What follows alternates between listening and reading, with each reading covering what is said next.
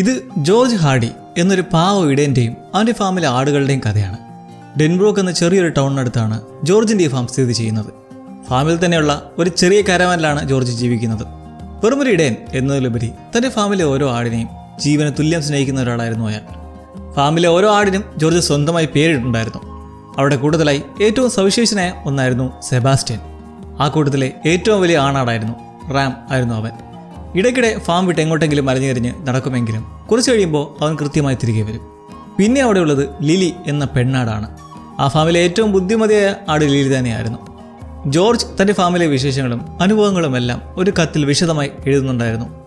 താൻ ദിവസവും അവയ്ക്ക് തീറ്റ കൊടുക്കാറുണ്ടെന്നും അവ എപ്പോഴും സന്തോഷിപ്പിച്ച് നിർത്താറുണ്ടെന്നും കൃത്യസമയത്ത് അവയ്ക്കുള്ള മരുന്നുകൾ നൽകാറുണ്ടെന്നുമൊക്കെ അയാൾ ആ കത്തിൽ കുറിച്ചു.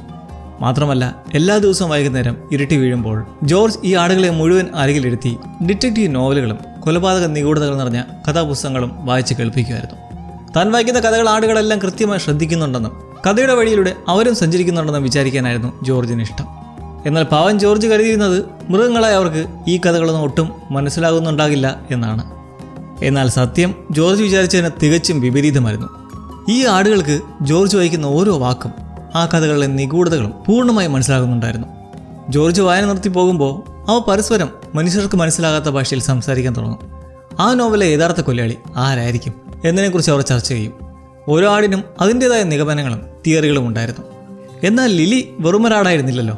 അവൾ അതീവ ബുദ്ധിമതിയായിരുന്നു. കഥയുടെ അവസാന ഭാഗങ്ങളിലേക്ക് എത്തുന്നതിന് 2 ചാപ്റ്ററുകൾക്ക് മുൻപ് തന്നെ ലിലി യഥാർത്ഥ കൊലയാളി ആരാണെന്ന് കൃത്യമായി കണ്ടെത്തുമായിരുന്നു. അടുത്ത ദിവസം ജോർജ് പുസ്തകം വായിച്ച് തീർക്കുമ്പോൾ ലിലി വിചാരിച്ചത് തന്നെയായിരിക്കും കൊലയാളി എന്ന് തെളിയുകയും ചെയ്യും. ലിലി അത്രമാത്രം മിടുക്കിയായിരുന്നു. ഈ ഫാമിൽ വളരെ ഊർജ്ജസ്വലരായ 3 കുഞ്ഞാടുകളുമുണ്ട്. സാധാരണയായി ആട്ടിൻകുട്ടികൾ ജനിക്കുന്നത് വസന്തകാലത്താണ്, സ്പ്രിങ്ങിൽ. എന്നാൽ ഈ ഫാമിൽ തികച്ചും വ്യത്യസ്തമായി ഒരു മഞ്ഞുകാലത്ത് ജനിച്ച ഒരു കുഞ്ഞാടുണ്ടായിരുന്നു, എ വിൻ്റർ ലാംബ്. വിചിത്രമെന്ന് പറയട്ടെ, ആ കുഞ്ഞാടിന് ജോർജ് പേരിട്ടുണ്ടായിരുന്നില്ല. മാത്രമല്ല ബാക്കിയുള്ള ആടുകളൊന്നും ആ മഞ്ഞുകാല ആട്ടിൻകുട്ടിയെ തങ്ങളുടെ കൂട്ടത്തിലെ ഒരംഗമായി അംഗീകരിച്ചിരുന്നതുമില്ല. അവരതിനെ എപ്പോഴും മാറ്റി നിർത്തി. ഇതുകൊണ്ട് തന്നെ ജോർജ് ആ കുഞ്ഞാടിനോട് ഒരു പ്രത്യേക സ്നേഹം കാണിക്കുകയും അതിനെ കൂടുതൽ ശ്രദ്ധയോടെ പരിചരിക്കുകയും ചെയ്തു. മറ്റാടുകളെല്ലാം ഇതെല്ലാം നോക്കി നിൽക്കാറുണ്ടായിരുന്നു. ജോർജ് ആ വിൻ്റർ ലാമ്പിനെ അമിതമായി പരിപാലിക്കുന്നത് കാണുമ്പോൾ അവർ ഒരു നിഗമനത്തിലേക്ക് എത്തി. ജോർജ് സത്യത്തിൽ ഒരാടല്ല. അതുകൊണ്ടാണ് അവൻ ആ മഞ്ഞുകാല ആട്ടിൻകുട്ടിയുടെ സ്വഭാവം മനസ്സിലാകാത്തത്. വിൻ്റർ ലാംബ്സിനെ നമ്മൾ എപ്പോഴും അകറ്റി നിർത്തേണ്ടതാണ്. ആടുകളുടെ എല്ലാം ചിന്തകൾ അങ്ങനെയായിരുന്നു. തങ്ങളുടെ ഫാമിലിരുന്ന് ജോർജ് എഴുതുന്ന കത്ത് ആർക്കു വേണ്ടിയുള്ളതാണെങ്കിലും ആ വ്യക്തി ഉടൻ തന്നെ ഇവിടെ വരണമെന്നും തൻ്റെ പ്രിയപ്പെട്ട ആട്ടിൻകൂട്ടത്തെ നേരിട്ട് വന്ന് കാണണമെന്നും അയാളിൽ ആഗ്രഹിക്കുന്നുണ്ടായിരുന്നു. അങ്ങനെ ജോർജിൻ്റെ ഫാമിൻ്റെ അടുത്തുള്ള ഡെൻബ്രൂക്ക് ടൗണിലാണ് മറ്റ് പ്രധാന കഥാപാത്രങ്ങളായി ജീവിക്കുന്നത്. അവിടെ കാലബ് എന്നൊരു ഇടയനുണ്ടായിരുന്നു. ഹാം എന്നു പേരുള്ള ഒരു കശാപ്പുകാരനും ബെത്ത് എന്നു പേരുള്ള ഒരു ഹോട്ടൽ ഉടമയും അവിടെ ഉണ്ടായിരുന്നു. കൂടാതെ പള്ളിയിലായി ഹിൽകോട്ട് എന്നൊരു പാതിരിയും താമസിച്ചിരുന്നു. ജോർജിന് ഈ പാതിരിയുമായി വളരെ സങ്കീർണവും അത്ര സുഖകരമല്ലാത്തതുമായ ഒരു ബന്ധമാണ് ഉണ്ടായിരുന്നത്. ഒരു ദിവസം ജോർജ് പള്ളിയുടെ മധ്യത്തിലേക്ക് നടന്നു ചെന്ന് അവിടുത്തെ കാണിക്ക വഞ്ചിയിലേക്ക് വലിയൊരു തുക അടങ്ങിയ പണക്കിഴി അപ്പാടെ അങ്ങ് വെച്ചു കൊടുത്തു. അയാൾക്ക് പാതിയിൽ നിന്ന് ചില രഹസ്യ വിവരങ്ങൾ അറിയണമായിരുന്നു. വർഷങ്ങൾക്ക് മുമ്പ് ജോർജിൻ്റെ കുട്ടികളെ പള്ളി ദത്തെടുക്കാനായി നൽകിയിരുന്നു. കാരണം അന്ന് നിക്കക്കളിയില്ലാത്തൊരവസ്ഥയായിരുന്നു. പിന്നീട് സാമ്പത്തികമായി നില മെച്ചപ്പെട്ടപ്പോൾ ജോർജ് തൻ്റെ മക്കളെ അന്വേഷിച്ചിറങ്ങി. പക്ഷേ പള്ളിയുടെ കർശനമായ നിയമങ്ങൾ കാരണം കുട്ടികൾ എവിടെയാണെന്ന് പറയാൻ പാതിരി തയ്യാറായില്ല. ഒടുവിൽ പള്ളിയുടെ അറ്റകുറ്റപ്പണികൾക്കായി വലിയൊരു തുക തന്നാൽ വിവരം നൽകാമെന്ന് പാതിരി സമ്മതിച്ചു. അതിനുവേണ്ടിയായിരുന്നു ജോർജ് ആ പണം നൽകിയത്. അടുത്ത ദിവസം രാവിലെ ഫാമിലെ ആടുകളെല്ലാം പെട്ടെന്ന് ആവേശത്തിലായി. കാരണം ദൂരെ നിന്ന് കാലബിൻ്റെ ട്രക്ക് വരുന്നവ കണ്ടു. ആടുകൾക്ക് കാലബിനെ വളരെ ഇഷ്ടമായിരുന്നു. കൂട്ടത്തിലുള്ള ഇരട്ട ആടുകളുണ്ട്, ടിൻഷിപ്സ്. അവരാകട്ടെ കാലബിൻ്റെ തിളങ്ങുന്ന പുതിയ ട്രക്ക് ചെന്ന് ഇടിച്ചു തകർക്കാൻ അവിടെ ഇരുന്ന് പദ്ധതി ഇടുന്നുണ്ടായിരുന്നു. എന്നാൽ ലിലി അവർ തടഞ്ഞു. കാരണമില്ലാതെ നമ്മൾ ഒന്നിനെയും പോയി ഇടിക്കാൻ പാടില്ല, ലിലി അവരെ ഓർമ്മിപ്പിച്ചു. കാലബ് വരുന്നത് കണ്ടപ്പോൾ ആടുകൾ കരുതിയത് തങ്ങളുടേതും അവൻ്റെ ഭാഗത്തുമുള്ള കൂട്ടങ്ങളെ തമ്മിൽ ലയിപ്പിക്കാൻ പോവുകയാണെന്നാണ്. എന്നാൽ ഫാമിൽ നടന്നത് മറ്റൊന്നായിരുന്നു. ജോർജ് വളരെ ദേഷ്യത്തോടെ കാലബിനെ തൻ്റെ കാരവാനിൽ നിന്ന് പിടിച്ച് പുറത്തേക്ക് തള്ളി. കാരവാൻ്റെ ഉള്ളിൽ എന്തോ വലിയ പ്രശ്നം നടക്കുന്നുണ്ടായിരുന്നു എന്ന് മനസ്സിലാക്കിയ ആടുകൾക്ക് വലിയ വിഷമമായി. ആ പരസ്പരം പറയാൻ തുടങ്ങി, ഇത് വളരെ സങ്കടകരമായ കാര്യമാണ്, നമ്മളിത് കണ്ടതേയില്ല എന്ന് വിചാരിക്കണം, ഇത് പൂർണ്ണമായും മറന്നേക്കണം. ഈ ഫാമിലെ ആടുകൾക്ക് ഒരു പ്രത്യേക കഴിവുണ്ടായിരുന്നു. അവയ്ക്ക് ആവശ്യമില്ല എന്ന് തോന്നുന്ന എന്ത് കാര്യവും സ്വന്തം ഇഷ്ടപ്രകാരം മനഃപൂർവ്വം മറന്നു കളയാൻ സാധിക്കുമായിരുന്നു. എന്നാൽ ആ കൂട്ടത്തിൽ മേപ്പിൾ എന്നൊരാടുണ്ടായിരുന്നു. മേപ്പിളിന് മാത്രം ഒന്നും മറക്കാൻ കഴിയില്ല. ഫാമിൽ നടക്കുന്ന എല്ലാ കാര്യങ്ങളും അവൻ്റെ ഓർമ്മയിൽ എപ്പോഴും ഉണ്ടാകും. അതുകൊണ്ട് തന്നെ ബാക്കി ആടുകൾ മേപ്പിളിനോട് പറഞ്ഞു, നീ ദയവായി ഈ നടന്ന കാര്യങ്ങളെക്കുറിച്ച് ഞങ്ങൾ ഇനിയും ഓർമ്മിപ്പിക്കരുത്. അങ്ങനെ 1, 2, 3 എന്നെണ്ണി ആടുകളെല്ലാം കാലബിൻ്റെ സന്ദർശനം മനസ്സിൽ നിന്ന് പൂർണ്ണമായി അങ്ങ് മറന്നു കളഞ്ഞു. ഇതേസമയം ഡെൻബ്രൂക്ക് ടൗണിലെ പ്രാദേശിക സാംസ്കാരിക ഉത്സവം കൾച്ചറൽ ഫെസ്റ്റിവൽ റിപ്പോർട്ട് ചെയ്യാനായിട്ട് ഒരു പത്രപ്രവർത്തകൻ അവിടേക്ക് എത്തുന്നു. മറുവശത്ത് ടൗണിലെ പോസ്റ്റ് ഓഫീസിൽ വെച്ചിട്ട് ഹോട്ടൽ ഉടമയായ ബെത്ത് ഒരു കത്ത് കാണാനിടയായി. അത് ജോർജ് എഴുതിയ കത്തായിരുന്നു. റെബേക്ക ഹാംസ്റ്റഡ് എന്നൊരാളുടെ വിലാസത്തിലേക്കായിരുന്നു ആ കത്ത് അയച്ചിരുന്നത്. റോസാപ്പൂവിൻ്റെ സുഗന്ധമുള്ള പേപ്പറിലാണ് ആ കത്ത് എഴുതിയിരുന്നത്. അത് കണ്ടുടൻ ബെത്തും അവിടുത്തെ പോസ്റ്റ് വുമണും തമ്മിൽ സംസാരിക്കാൻ തുടങ്ങി. ഈ റോസാപ്പൂ മണക്കുന്ന പേപ്പർ ആയതുകൊണ്ട് ഇത് തീർച്ചയായും ഒരു പ്രണയലേഖനം തന്നെയായിരിക്കുമെന്ന് അവൾ ഉറപ്പിച്ചു. ജോർജിനോട് മനസ്സിൽ രഹസ്യമായി പ്രണയം സൂക്ഷിച്ചിരിക്കുന്ന ബെത്തിന് ഇത് സഹിക്കാനായില്ല. അവൾ പോസ്റ്റ് വുമണിൻ്റെ ബാഗിൽ നിന്നും ആ കത്ത് ആരും കാണാതെ തന്ത്രപൂർവ്വം മോഷ്ടിച്ചെടുത്തു. കൃത്യം ആ സമയത്താണ് ടൗണിലേക്ക് എത്തിയ ആ പത്രപ്രവർത്തകൻ ബെത്തിൻ്റെ അരിയിലേക്ക് നടന്നു വരുന്നത്. ഫെസ്റ്റിവലിനായി അവിടെ ഒരുക്കിയിരുന്ന വെറും 3 ചെറിയ മേശകൾ കണ്ടപ്പോൾ അയാൾക്ക് വലിയ നിരാശ തോന്നി. അയാൾ ദേഷ്യത്തോടെ പറഞ്ഞു, ഇതാണോ നിങ്ങളുടെ വലിയ കൾച്ചറൽ ഫെസ്റ്റിവൽ? ഇതൊരു ഉത്സവമേ അല്ല. ആ പത്രപ്രവർത്തകൻ്റെ പേര് എലിയറ്റ് മാത്യൂസ് എന്നായിരുന്നു. ദ ഗസറ്റ് എന്ന പത്രത്തിലെ ഒരു സാധാരണ റിപ്പോർട്ടറായിരുന്നു അയാൾ. കാലങ്ങളായി തൻ്റെ കരിയറിൽ വലിയൊരു ബ്രേക്ക് നൽകുന്ന തരത്തിലുള്ള ഒരു പ്രധാന വാർത്ത അന്വേഷണം നടക്കുകയായിരുന്നു എലിയറ്റ്. എന്നാൽ അയാളുടെ ഫീച്ചേഴ്സ് എഡിറ്റർമാർ അയാളെ ഒരു ചെറിയ ഗ്രാമത്തിലേക്ക് വണ്ടി കയറ്റി വിടുകയായിരുന്നു. ഈ വിഴുപ്പുവണ്ണം പോലുള്ള സ്ഥലത്തെക്കുറിച്ച് വാർത്ത എഴുതിയാൽ തനിക്ക് ഒരിക്കലും പ്രൊമോഷൻ കിട്ടാൻ പോകുന്നില്ലെന്ന് എലിയറ്റിന് നന്നായി അറിയാമായിരുന്നു. അങ്ങനെ നിൽക്കുകയാണ് ബെത്ത് എലിയറ്റുമായി നിന്ന് സംസാരിക്കുന്നത്. അവളൊട്ടും സമയം കളയാതെ എലിയറ്റിനോട് ഫാമിലിക്ക് പ്രവേശിക്കാനുള്ള പ്രവേശന ഫീസ് ആവശ്യപ്പെട്ടു. അവൾക്ക് അവളുടെ ബിസിനസ് മാത്രമായിരുന്നു പ്രധാനം. എന്നാൽ ബെത്തിൻ്റെ ഈ സ്വഭാവം കണ്ട് എലിയറ്റ് അവിടെ നിന്നും വേഗം സ്ഥലം വിട്ടു. അന്ന് രാത്രിയായപ്പോഴേക്കും കാലാവസ്ഥ പൂർണ്ണമായും മാറി മറിഞ്ഞു. കടുത്ത മഴയും ഭയപ്പെടുത്തുന്ന ഇടിമിന്നലും ഉണ്ടായ ഒരു രാത്രിയായിരുന്നു അത്. ഇടിമുഴക്കം കേട്ട് ഫാമിലെ ചെറിയ കുഞ്ഞാടുകളെല്ലാം പേടിച്ച് വിറയ്ക്കാൻ തുടങ്ങി. കുട്ടികളെ പേടി മാറ്റാനായി ആ കൂട്ടത്തിലെ പ്രായം ചെന്ന ഒരാടുണ്ട്, സർ റിച്ച് ഫീൽഡ്. ആ ആട് അവരോട് ഒരു കഥ പറഞ്ഞു. കുട്ടികളെ പേടിക്കണ്ട, ആകാശത്ത് കാണുന്ന ഈ കറുത്ത മേഘങ്ങളെല്ലാം പണ്ട് നമ്മളെപ്പോലെ ജീവിച്ചിരുന്ന ആടുകളായിരുന്നു. അവ മരിച്ചു കഴിയുമ്പോൾ മേഘങ്ങളായി മാറും. പിന്നീട് ഭൂമിയിലെ പുല്ലും പച്ചപ്പ് ഉണങ്ങി പോകുന്ന കാണുമ്പോൾ താഴെ വീണ്ടും പച്ച പുല്ലും ക്ലോവറും വളർന്നു വരാൻ വേണ്ടി അവ ആകാശത്തിരുന്ന് നൃത്തം ചെയ്യും. ആ നൃത്തമാണ് ഈ മഴയും ഇടിമിന്നലുമായി പെയ്യുന്നത്. ഈ ഫാമിലെ എല്ലാ ആടുകളും വിശ്വസിച്ചിരുന്നത് ആടുകൾക്കൊരിക്കലും മരണം ഉണ്ടാകില്ലെന്നും അവയെല്ലാം ഒരു ഘട്ടം കഴിഞ്ഞാൽ ആകാശത്തിലെ മേഘങ്ങളായി മാറുമെന്നുമാണ്. ആർക്കും ഇതെങ്ങനെയാണ് സംഭവിക്കുന്നത് എന്ന് കൃത്യമായി അറിയുകയില്ല. എന്നാൽ മേപ്പിളിന് മാത്രം അറിയാം ഇതെല്ലാം വെറും കെട്ടുകഥകളാണെന്ന്.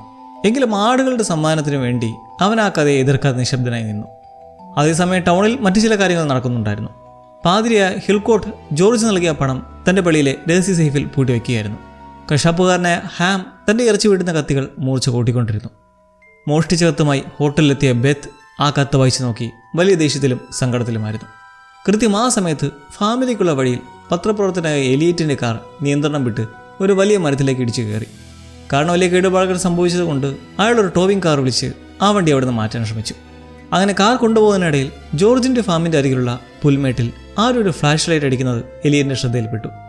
സമയം രാത്രി ഏകദേശം 9 മണിയായിട്ടുണ്ടാകും. തൊട്ടു പിന്നാലെ ജോർജിൻ്റെ കാരവൻ്റെ വാതിൽ ആരോ വന്ന് ശക്തമായി മുട്ടുന്ന ശബ്ദവും. അടുത്ത ദിവസം രാവിലെ ആടുകളെല്ലാം ഉറക്കമുണർന്ന് കാരവന് പുറത്തേക്ക് വന്നു. അവിടെ പുല്ലിൽ ജോർജ് അനക്കമില്ലാതെ കിടക്കുന്നത് അവ കണ്ടു. ലിലി ആദ്യം കരുതിയത് ജോർജ് നമ്മളോടെന്തോ ഒരു കളി കളിക്കുവാണെന്നാണ്. എന്നാൽ ഒന്നിനെയും മറക്കാത്ത മേപ്പിൾ ജോർജിൻ്റെ അരികിലേക്ക് ചെന്ന് അവൻ്റെ നെഞ്ചിൽ തലവെച്ച് ഹൃദയമെടുപ്പ് പരിശോധിച്ചു. മേപ്പിൾ വളരെ സങ്കടത്തോടെ ലിലിയോട് പറഞ്ഞു, ജോർജ് മരിച്ചുപോയി. മരണം എന്താണെന്ന് ലിലിക്കറിയില്ലായിരുന്നു. അവൾ പറഞ്ഞു, മരണമെന്നൊരു കാര്യം സത്യത്തിലില്ല. അതൊക്കെ ജോർജ് വായിച്ചു വരുന്ന കഥാപുസ്തകങ്ങൾ മാത്രമുള്ളതാണ്. ഇനിയിപ്പോൾ ജോർജ് മരിച്ചെങ്കിൽ തന്നെ അയാൾ ആകാശത്തിലെ മേഘമായി മാറില്ലേ?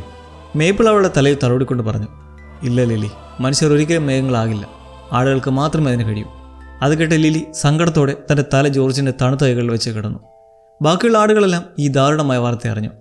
തങ്ങൾ ഇത്രയും കാലം പൊന്നുപോലെ നോക്കി ജോർജ് ഇല്ലാതെ ഇനി നമ്മൾ എന്ത് ചെയ്യും എന്നാലോചിച്ച് അവയെല്ലാം വിഷമിച്ചു. ലിലി സങ്കടം സഹിക്കാൻ വയ്യാതെ ബാക്കിയുള്ളവരോട് പറഞ്ഞു, നമുക്ക് ജോർജിനെ പൂർണ്ണമായി മറന്നേക്കാം. ആ ഓർമ്മ നമ്മളെ ഒരുപാട് വേദനിപ്പിക്കുന്നുണ്ട്. മേപ്പിൾ അതിനെ ശക്തമായി എതിർത്തു. എങ്കിലും ബാക്കിയുള്ള ആടുകളെല്ലാം പതിവ് പോലെ 1, 2, 3 എന്നെണ്ണി ജോർജിനെ തങ്ങൾ ഓർമ്മയിൽ നിന്ന് മറക്കാൻ തുടങ്ങി. കൃത്യം ആ സമയത്ത് തന്നെയാണ് ആ വലിയ ആണാടെ സെബാസ്റ്റ്യൻ അങ്ങോട്ടേക്ക് കടന്നു വരുന്നത്. അവൻ ഉറച്ച ശബ്ദത്തിൽ പറഞ്ഞു, തങ്ങൾ ഇത്രയും സ്നേഹിച്ച ഇടയനെ അത്ര പെട്ടെന്ന് മറക്കാൻ ഞാൻ നിങ്ങളെ അനുവദിക്കില്ല. നമ്മളെല്ലാവരും അയാളെ എപ്പോഴും ഓർക്കണം. കാരണം ഒരു യഥാർത്ഥ സുഹൃത്തിനെ ഒരിക്കലും മറക്കാൻ പാടില്ല. പണ്ട് ജോർജ് എനിക്ക് നീതി തന്നിട്ടുണ്ട്. അതിന് പകരമായി അയാൾക്ക് നീതി വാങ്ങി നൽകേണ്ടത് നമ്മുടെ കടമയാണ്. തുടർന്ന് സെബാസ്റ്റ്യൻ ആടുകൾക്ക് ഇതേവരെ അറിയാത്തൊരു സത്യം വെളിപ്പെടുത്തി. ജോർജ് നമ്മളെല്ലാം വളർത്തിയത് അവൻ വെറും സ്നേഹം കൊണ്ട് മാത്രമല്ല, നമ്മുടെ ശരീരത്തിലുള്ള കമ്പിളി പരുത്തിക്ക് വേണ്ടി കൂടിയാണ്. എന്നാൽ ആ ഫാമിലെ ആടുകൾക്ക് കമ്പിളി എടുക്കുന്നതിനപ്പുറം ഒരാടിനെ എന്തിനാണ് മനുഷ്യർ വളർത്തുന്നത് എന്നൊട്ടും അറിയില്ലായിരുന്നു. അപ്പോൾ കൂട്ടത്തിൽ നിന്ന് ഒരു ചെറിയ കുഞ്ഞാട് മുന്നോട്ട് വന്നൊരു സംശയം ചോദിച്ചു, അങ്ങനെയെങ്കിൽ ജോർജിനെ ആരോ കൊലപ്പെടുത്തിയതാണോ? കാരണം രാത്രികളിൽ ജോർജ് വായിച്ചിരുന്ന കഥകളിലെല്ലാം ആരെങ്കിലും പെട്ടെന്ന് മരിച്ചാൽ അതെപ്പോഴും ഒരു കൊലപാതകമായിരിക്കുമല്ലോ. ആ കുഞ്ഞാടിൻ്റെ ചോദ്യം ലിലിയുടെ മനസ്സിൽ ഒരു വലിയ ചിന്തയ്ക്ക് തിരികൊളുത്തി. കുറച്ചു കഴിഞ്ഞപ്പോൾ ഫാമിലിക്ക് പോലീസ് വണ്ടികൾ എത്തിച്ചേർന്നു. ഇടയനായ കാലബാണ് ജോർജിൻ്റെ മൃതദേഹം ആദ്യം കണ്ടതെന്ന് പോലീസിനോട് പറഞ്ഞു. കശാപ്പുകാരനായ ഹാമും അങ്ങോട്ടേക്ക് വന്നിട്ടുണ്ടായിരുന്നു. അവൻ വന്നയുടൻ ജോർജിൻ്റെ ആടുകളെ ഓരോന്നായി എണ്ണാൻ തുടങ്ങി.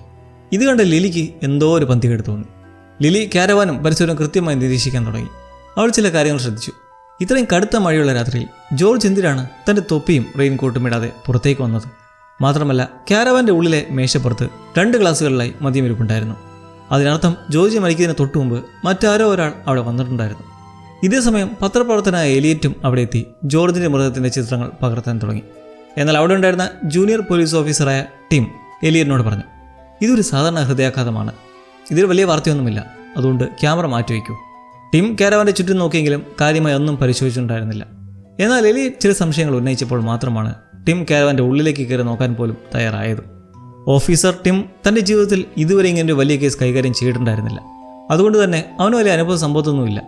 എലിയറ്റ് വീണ്ടും ചോദ്യങ്ങൾ ചോദിച്ചു. ഒരു മനുഷ്യന് ഹൃദയാഘാതം ഉണ്ടായ അയാൾ പെട്ടെന്ന് കാരവാന് പുറത്തേക്ക് ഇറങ്ങി ഓടുമോ? കൂടാതെ ഇവിടെ 2 ഗ്ലാസുകളിരിക്കുന്നത് നിങ്ങൾ കണ്ടില്ലേ? ഇതെല്ലാം കേട്ടിട്ടും ഓഫീസർ ടീം തൻ്റെ ഹൃദയാഘാത തിയറിയിൽ തന്നെ ഉറച്ചു നിന്നു.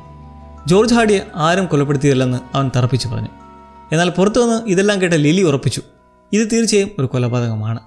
ജോർജിന് പരിചയമുള്ള ആരോ ഒരാളാണ് രാത്രി അവിടെ വന്നത്. അയാൾ ജോർജിനെ കുടിക്കാൻ എന്തോ നൽകി. ജോർജിൻ്റെ ശരീരത്തിൽ എവിടെയും പരിക്കേറ്റ ലക്ഷണങ്ങളില്ലാത്തതുകൊണ്ട് അത് വിഷം ഉള്ളിച്ചെന്നാകാനാണ് സാധ്യത. കൂടാതെ ജോർജിൻ്റെ കയ്യിൽ ഒരു പച്ചപ്പുല്ലിൻ്റെ കളറിലെ കറ ഉണ്ടായിരുന്നു.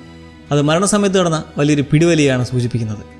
ലിലി ബാക്കിയുള്ള ആളുകളോട് പറഞ്ഞു, നമ്മൾ രാത്രികാല കഥകളിൽ കാണുന്ന പോലെ തന്നെ ഈ പോലീസുകാരൻ തികച്ചും ഒരു വിഡ്ഢിയും ഒന്നിനും കൊള്ളാത്തവനുമാണ്. അതുകൊണ്ട് നമ്മൾ തന്നെ ഈ കൊലപാതകത്തിൻ്റെ ചുരുൾ അഴിക്കേണ്ടി വരും. ഇതിയുടെ സെബാസ്റ്റ്യൻ ഉറക്കെ ചിരിച്ചു. അവൻ ലിലിയോട് പറഞ്ഞു, നീ വെറും ഒരാടാണ് ലിലി. മനുഷ്യരുടെ കൊലപാതകം അന്വേഷിക്കാൻ മാത്രമുള്ള ബുദ്ധിയൊന്നും നമ്മൾ ആടുകൾക്കില്ല. നീ ഒരു പക്ഷേ ലോകത്തിലെ ഏറ്റവും ബുദ്ധിമതി ആടായിരിക്കാം. എന്നാൽ നീ ഫാം വിട്ടിതുവരെ എവിടെയെങ്കിലും പോയിട്ടുണ്ടോ? നീ പുറം ലോകം കണ്ടിട്ടില്ല. അതുകൊണ്ട് ഈ കേസ് മനുഷ്യർക്ക് തന്നെ വിട്ടുകൊടുക്കുകയാണ് നല്ലത്. എന്നാൽ ലിലി പിന്മാറാൻ തയ്യാറായിരുന്നില്ല. അവൾ ഫാമിലെ എല്ലാ ആളുകളെയും വിളിച്ച് തെളിവുകൾക്കായി തിരച്ചിൽ നടത്താൻ ഉത്തരവിട്ടു. അതായത് എന്തെങ്കിലും ക്ലൂസ് കിട്ടാൻ വേണ്ടിയിട്ട്. അവൾ ആളുകളോട് ചോദിച്ചു, കഴിഞ്ഞ രാത്രി ഇവിടെ ആരെങ്കിലും വരുന്നത് നിങ്ങൾ കണ്ടിരുന്നോ? അപ്പോഴാ വിൻ്റർ ലാമ്പ് മുന്നോട്ട് വന്ന് പറഞ്ഞു, ഞാൻ കഴിഞ്ഞ രാത്രി ജോർജിൻ്റെ പ്രേതത്തെ കണ്ടു. ഇരുട്ടായതുകൊണ്ട് മുഖം വ്യക്തമായില്ല, പക്ഷെ അതിന് ജോർജിൻ്റെ അതേ മണമായിരുന്നു. കൃത്യം ഈ ഒരു സമയത്ത് ടൗണിലെ പള്ളിയിലെ മണി മുഴങ്ങാൻ തുടങ്ങി. ജോർജിൻ്റെ മരണത്തെക്കുറിച്ച് സംസാരിക്കാൻ ടൗണിലെ ആളുകളെല്ലാം പള്ളിയിൽ ഒത്തുകൂടുന്നുണ്ടായിരുന്നു. ഇത് ജോർജിനെ കുറിച്ചുള്ള കാര്യമായതുകൊണ്ട് തങ്ങളും അവിടെ പോകണമെന്ന് ലിലി തീരുമാനിച്ചു. എന്നാൽ സെബാസ്റ്റ്യൻ പറഞ്ഞതുപോലെ ആടുകളുടെ കുളമ്പുകൾ ഇതുവരെ പുല്ലില്ലാത്ത മറ്റൊരിടത്തും തൊട്ടിട്ടുണ്ടായിരുന്നില്ല. അവ ഒരിക്കലും ഫാം വിട്ട് പുറത്തു പോയിട്ടില്ലായിരുന്നു. ഫാമിൻ്റെ അതിർത്തി കഴിഞ്ഞ് വലിയ റോഡ് കണ്ട ഉടൻ ലിലി മേപ്പിളും ഭയം കൊണ്ട് അവിടെ തന്നെ മരവിച്ച് നിന്നുപോയി. റോഡിലേക്ക് ഒരടി പോലും മുന്നോട്ട് വയ്ക്കാനുള്ള ധൈര്യം അവർക്കില്ലായിരുന്നു. പേടി കാരണം ലിലി അവിടെ തന്നെ കിടന്നുപോയി. പെട്ടെന്നാണ് ഒരു കോഴി യാതൊരു പേടിയുമില്ലാതെ വളരെ സുഖമായി ആ റോഡ് മുറിച്ച് കടന്നു പോകുന്നത് ലിലി കണ്ടത്. അത് കണ്ടപ്പോൾ ലിലിക്ക് വലിയ ആത്മവിശ്വാസം വന്നു. ലിലി മേപ്പിളും പരസ്പരം ശരീരം ചേർത്ത് പിടിച്ച് ധൈര്യം സംഭരിച്ച് ആ റോഡ് മുറിച്ച് കടന്നു. കഥാപുസ്തകങ്ങൾ കാണുന്ന പോലെ തന്നെ ഈ കേസും തനിക്ക് വളരെ എളുപ്പത്തിൽ പരിഹരിക്കാൻ കഴിയുമെന്ന വിശ്വാസത്തിലായിരുന്നു ലിലി. അങ്ങനെ അവൾ ടൗണിലേക്കെത്തി. അവിടെ വെച്ച് ഓഫീസർ ടീം സംസാരിക്കുന്ന അവൾ കേട്ടു. ജോർജിൻ്റെ ശരീരത്തിൽ വിഷം ചെന്നതിനെക്കുറിച്ച് തനിക്കിപ്പോഴൊന്നും പറയാൻ അനുവാദമില്ലെന്ന് ടീം അബദ്ധത്തിൽ പറഞ്ഞുപോയി. പോലീസുകാരൻ അത് പറഞ്ഞ ഉടൻ തന്നെ ജോർജ് കൊല്ലപ്പെട്ടതാണെന്ന് ടൗണിലുള്ളവർക്കെല്ലാം മനസ്സിലായി. പള്ളിയുടെ ചുറ്റും വളർന്നു നിൽക്കുന്ന ഒരു യുവമരമുണ്ട്. അതിൻ്റെ പഴങ്ങളിൽ നിന്നെടുക്കുന്ന ടാക്സിൻ എന്ന മാരകമായ വിഷമാണ് ജോർജിൻ്റെ ഉള്ളിൽ ചെന്നതെന്ന് പിന്നീട് വ്യക്തമായി. കൃത്യം ആ സമയത്ത് അവിടെ ഒരു ആഡംബര കാർ വന്നു നിന്നു. അതിൽ നിന്നും അതീവ സുന്ദരിയായ ഒരു യുവതി പുറത്തേക്കിറങ്ങി. അവളെ കണ്ടുവിടാൻ ഓഫീസർ ടീം പൂർണ്ണമായും അവളുടെ ആകർഷണനായി. തൊട്ടു പിന്നാലെ ജോർജിൻ്റെ വക്കീലായ ലിഡിയയും അവിടേക്കെത്തി. ആ വന്ന യുവതി ജോർജിൻ്റെ മകളായ റബേക്ക ഹാംസ്റ്റഡ് ആയിരുന്നു. ജോർജിൻ്റെ വിൽപത്രത്തിൻ്റെ താഴെ എഴുതിയിരുന്ന നമ്പർ വിളിച്ചാണ് അഡ്വക്കേറ്റായ ലിഡിയെ ടീം അങ്ങോട്ടേക്ക് വരുത്തിയത്. എന്നാൽ ടീം ഇതുവരെ ആ വിൽപത്രം വായിച്ചു നോക്കിയിട്ടുണ്ടായിരുന്നില്ല. ലിഡിയ എല്ലാവരോടുമായി പറഞ്ഞു, ഇന്നുച്ചയ്ക്ക് ശേഷം താൻ ജോർജിൻ്റെ വിൽപത്രം വായിക്കുന്നതായിരിക്കും. അതിൽ പേരെടുത്ത് പറഞ്ഞിരിക്കുന്ന പാദ്രിയായ Hilcott, Caleb, Beth, Ham, Rebecca, officer team എന്നിവരെല്ലാം കൃത്യസമയത്ത് ഹാജരാകേണ്ടതാണ്. ലിഡിയ ഒരു കാര്യം പ്രത്യേകം ശ്രദ്ധിച്ചു. റെബേക്ക താമസിക്കുന്നത് അമേരിക്കയിലാണ്. എന്നിട്ട് ജോർജ് മരിച്ച അതേ ദിവസം തന്നെ അവൾ എങ്ങനെ ഈ ചെറിയ ഡെൻബ്രൂക്കിൽ എത്തിച്ചേർന്നു? അതിനർത്ഥം ജോർജ് കൊല്ലപ്പെട്ട കഴിഞ്ഞ രാത്രി തന്നെ റെബേക്ക ഈ നാട്ടിലുണ്ടായിരുന്നു എന്നാണ്. ലിഡിയ ടിമ്മിൻ്റെ മുഖത്തേക്ക് നോക്കി പറഞ്ഞു, നിന്റെ ജീവിതത്തിലെ ആദ്യത്തെ കൊലപാതക കേസാണല്ലേ അത്? ചോദിക്കാൻ കാരണം നിന്റെ മുഖത്ത് കൃത്യമായി കാണാം. ഉച്ചയ്ക്ക് ശേഷം ടൗണിലെ ഹോട്ടൽ വെച്ച് വിൽപ്പത്ര വായന ആരംഭിച്ചു. ആടുകളും ആരും അറിയാതെ ആ മുറിയുടെ ജനലരികിൽ ഒളിച്ചു നിന്നു. മുറിക്കുള്ളിൽ വെച്ച് ടിം റെബേക്കയോട് ചോദ്യങ്ങൾ ചോദിക്കാൻ തുടങ്ങി. നിങ്ങൾ എപ്പോഴാണ് ഈ നാട്ടിലെത്തിയത്? ഇന്നാണോ അതോ കഴിഞ്ഞ രാത്രി ജോർജ് കൊല്ലപ്പെടുമ്പോൾ നിങ്ങൾ അവിടെ ഉണ്ടായിരുന്നു? റെബേക്ക മറുപടി പറഞ്ഞു, ഞാൻ ഇന്നലെ രാത്രി 7 മണിക്ക് തന്നെ വിമാനത്താവളത്തിലെത്തിയിരുന്നു. പക്ഷേ ഇന്നാണ് ഞാൻ ആദ്യമായി ഡെൻബ്രോക്കിലേക്ക് വരുന്നത്. റെബേക്ക സംസാരിക്കുമ്പോൾ അവളുടെ മുഖത്തൊരു ചെറിയ ചിരി ഉണ്ടായിരുന്നെങ്കിലും അവളുടെ കണ്ണുകളിൽ കടുത്ത ഭയം നിലനിൽക്കുന്നത് പുറത്തുനിന്ന് ലിലി കൃത്യമായി നിരീക്ഷിച്ചു. റെബേക്ക കരഞ്ഞുകൊണ്ട് പറഞ്ഞു, ഞാൻ ഇന്നെൻ്റെ അച്ഛനെ നേരിട്ട് കാണാൻ വരികയായിരുന്നു. പക്ഷേ അതിനു മുമ്പ്. ഇതേ സമയം ജനലിന് പുറത്തു നിന്ന മേപ്പിളിൻ്റെ ശ്രദ്ധ അവിടെയുള്ള കൊച്ചു ഗാർഡനിലുള്ള ക്യാരറ്റിൽ പതിഞ്ഞു. ആ കൊതിയനായ ആട് ക്യാരറ്റ് തിന്നാനായി തല അകത്തേക്കിട്ടപ്പോൾ ജനലിലെ കമ്പികൾക്കിടയിൽ അവരുടെ തല കുടുങ്ങിപ്പോയി. അകത്ത് റെബേക്ക തൻ്റെ കുടുംബത്തെക്കുറിച്ച് മറ്റൊരു രഹസ്യം കൂടി വെളിപ്പെടുത്തി. എനിക്ക് ഒരു ഇരട്ട സഹോദരനുണ്ട്. എന്നാൽ ജനിച്ച സമയം തന്നെ അഡോപ്ഷന് കൊടുത്തുകൊണ്ട് ഞാൻ അവൻ ഇതുവരെ കണ്ടിട്ടില്ല. അവൻ ദക്ഷിണാഫ്രിക്കയിലാണ് ജീവിക്കുന്നത്. കൃത്യം ആ സമയത്താണ് പത്രപ്രവർത്തകനായ എലിയറ്റ് ക്യാമറയൊക്കെ തൂക്കി പിടിച്ച് അങ്ങോട്ടേക്ക് എത്തുന്നത്. അഡ്വക്കേറ്റ് ലിഡിയ അവനെ കണ്ട് ദേഷ്യപ്പെട്ടു. നിനക്കിവിടെ യാതൊരു കാര്യവുമില്ല, മര്യാദയ്ക്ക് ഇവിടെ നിറയെ പോകും. അങ്ങനെ ലിഡിയ എലിയറ്റിനെ അവിടെ നിന്നും പുറത്താക്കി. എന്നിട്ട് ജോർജിൻ്റെ മകനായ പീറ്ററെ ലിഡിയ ഈ വിൽപ്പത്ര വായനയ്ക്കായി ഫോണിൽ വിളിച്ചിട്ടുണ്ടായിരുന്നു. ലിഡിയ എല്ലാവരോടുമായി പറഞ്ഞു, 2 മാസം മുമ്പ് ജോർജ് എൻ്റെ വിൽപ്പത്രത്തിൻ്റെ ഒരു കോപ്പി എനിക്ക് അയച്ചു തന്നിരുന്നു. എന്നാൽ ഇന്ന് ഞാൻ വായിക്കാൻ പോകുന്നത് അതല്ല. ജോർജ് മരിക്കുന്നതിന് 3 ദിവസം മുമ്പ് എഴുതിയ പുതിയൊരു വിൽപ്പത്രമാണത്. ഇത് ഓഫീസർ ടിമ്മിന് അവൻ്റെ മേശപ്പുറത്ത് നിന്നാണ് ലഭിച്ചത്. ആ പുതിയ വിൽപ്പത്രത്തിൽ ജോർജ് വളരെ വിചിത്രമായ ചില കാര്യങ്ങൾ എഴുതി വെച്ചിട്ടുണ്ടായിരുന്നു. ഈ മുറിയിലിരിക്കുന്ന ഓരോരുത്തരുമായി എനിക്ക് ചില തീർപ്പാക്കാത്ത ഇടപാടുകളുണ്ട്. ഇപ്പോൾ ഈ മുറിയിലിരിക്കുന്നവരുടെ കൂട്ടത്തിൽ ഒരു വിഡ്ഢിയുണ്ട്, ഒരു മോശം ഇടയനുണ്ട്, ഒരു വസന്തകാല ആടുണ്ട്, ഒരു വിൻ്റർ ലാമ്പുണ്ട്, ഒരു വിക്ടിമുണ്ട്, കൂടാതെ 2 കൊലപാതകികളുമുണ്ട്. ഇത് കേട്ടുടൻ മുറിയിലുണ്ടായിരുന്നവരെല്ലാം പരസ്പരം സംശയിക്കാനും വഴക്കിടാനും തുടങ്ങി. ആരാണ് ആ കൊലപാതകികൾ, ആരാണ് ആ ഇര എന്നതിനെ ചൊല്ലി വലിയ ബഹളമായി. തുടർന്ന് ലിഡിയ വിൽപ്പത്രം പൂർണ്ണമായും വായിച്ചു. ജോർജ് തൻ്റെ മകനായ പീറ്ററിന് 300 ഏക്കർ ഭൂമിയാണ് എഴുതി വെച്ചിരിക്കുന്നത്. നിലവിൽ കാലബ് ലീസിനെടുത്ത് ഉപയോഗിക്കുന്ന ഭൂമിയായിരുന്നു അത്. മകളെ റെബേക്കയ്ക്ക് നൽകിയിരുന്നത് അതിൻ്റെ തൊട്ടടുത്തുള്ള 300 ഏക്കർ ഭൂമിയാണ്. അതായത് ജോർജിൻ്റെ സ്വന്തം ഫാമും ക്യാരാവാനും അവിടുത്തെ തൊഴുത്തും അവൻ്റെ ജീവനായ ആടുകളെല്ലാം റെബേക്കയ്ക്കാണ് നൽകിയിരിക്കുന്നത്. പഴയ വിൽപ്പത്രത്തിൽ ജോർജ് തൻ്റെ ബാക്കി സ്വത്തുക്കളെല്ലാം മൃഗസംരക്ഷണ ചാരിറ്റിക്ക് നൽകാനാണ് എഴുതിയിരുന്നത്. എന്നാൽ ഈ പുതിയ വിൽപ്പത്രത്തിൽ തൻ്റെ ബാക്കിയുള്ള എല്ലാ സമ്പാദ്യങ്ങളും അവൻ മകൾ റെബേക്കയ്ക്കാണ് നൽകിയിരിക്കുന്നത്. അതിൽ 3 ബാഗ് വളമുണ്ട്, ഫെർട്ടിലൈസേഴ്സ്, പിന്നെ $30 മില്യൺ പണവും ഉണ്ടായിരുന്നു. 2 വർഷം മുമ്പ് ജോർജ് ആടുകളെ ബാധിക്കുന്ന ഓർഫ് എന്ന മാരകമായ രോഗത്തിന് ഒരു പ്രതിവിധി മരുന്ന് കണ്ടുപിടിച്ചിട്ടുണ്ടായിരുന്നു. ആ മരുന്നിൻ്റെ പേറ്റൻറ്റ് അവൻ്റെ വലിയ കാർഷിക കോർപ്പറേഷന് $30 മില്യൺ വിറ്റത്. ആ പണമാണ് അവൻ മകൾക്ക് നൽകിയിരിക്കുന്നത്. ജോർജിൻ്റെ കയ്യിൽ ഇത്രയും പണമുണ്ടോ എന്ന് എല്ലാവരും കേട്ട് ഞെട്ടി നിൽക്കേ കൃത്യം ആ സമയത്ത് ജനലിൽ തലകുടിയും കിടന്ന മേപ്പിൾ സർവ്വശക്തിയും എടുത്ത് തല പുറത്തേക്ക് ഊരി. ആ വലിപ്പിൽ അടുത്തിരുന്ന ഒരു വലിയ സാധനങ്ങളുടെ കൂട്ടം അവൻ തള്ളി താഴേക്ക് ഇട്ടു. ഈ ശബ്ദം കേട്ട ഓഫീസർ ടീം എന്താണ് നോക്കാൻ പുറത്തേക്ക് വന്നു. തലയുടെ തുണി വീണ് കണ്ണ് കാണാൻ കഴിയാത്ത അവസ്ഥയിലായിരുന്ന മേപ്പിൾ പേടിച്ച് നേരെ വന്ന് ടിമ്മിൻ്റെ മേലേക്ക് ഇടിച്ചു കയറി ഹോട്ടലിൻ്റെ ഉള്ളിൽ പാഞ്ഞുപോയി. അവനകത്തിരുന്ന കസേരകളും മേശകളും എല്ലാം ഇടിച്ചു തെറിപ്പിച്ചു. അങ്ങനെ മൊത്തത്തിലുള്ള ബഹളത്തിനിടയിലാണ് ബെത്തിൻ്റെ കയ്യിലിരുന്ന ജോർജിൻ്റെ ആ റോസാപ്പൂ മണക്കുന്ന കത്ത് ടിമ്മിൻ്റെ ശ്രദ്ധയിൽപ്പെടുന്നത്. ഒടുവിൽ മേപ്പിൾ ഒരു ജനൽ ഗ്ലാസും തകർത്ത് പുറത്തേക്ക് ചാടി. ഹോട്ടലുകാർ അവന് കുറച്ച് തീറ്റ കൊടുത്ത് എങ്ങനെയൊക്കെ അവിടെ നിന്ന് ഓടിച്ചു വിട്ടു. അങ്ങനെ ഹോട്ടലിൽ പുറത്തേക്ക് ഇറങ്ങി ഷെപ്പേർഡായ കാലബ് ഈ ആടുകളെ നോക്കാൻ ഇനി പുതിയൊരു ഇടയൻ വരേണ്ടി വരും.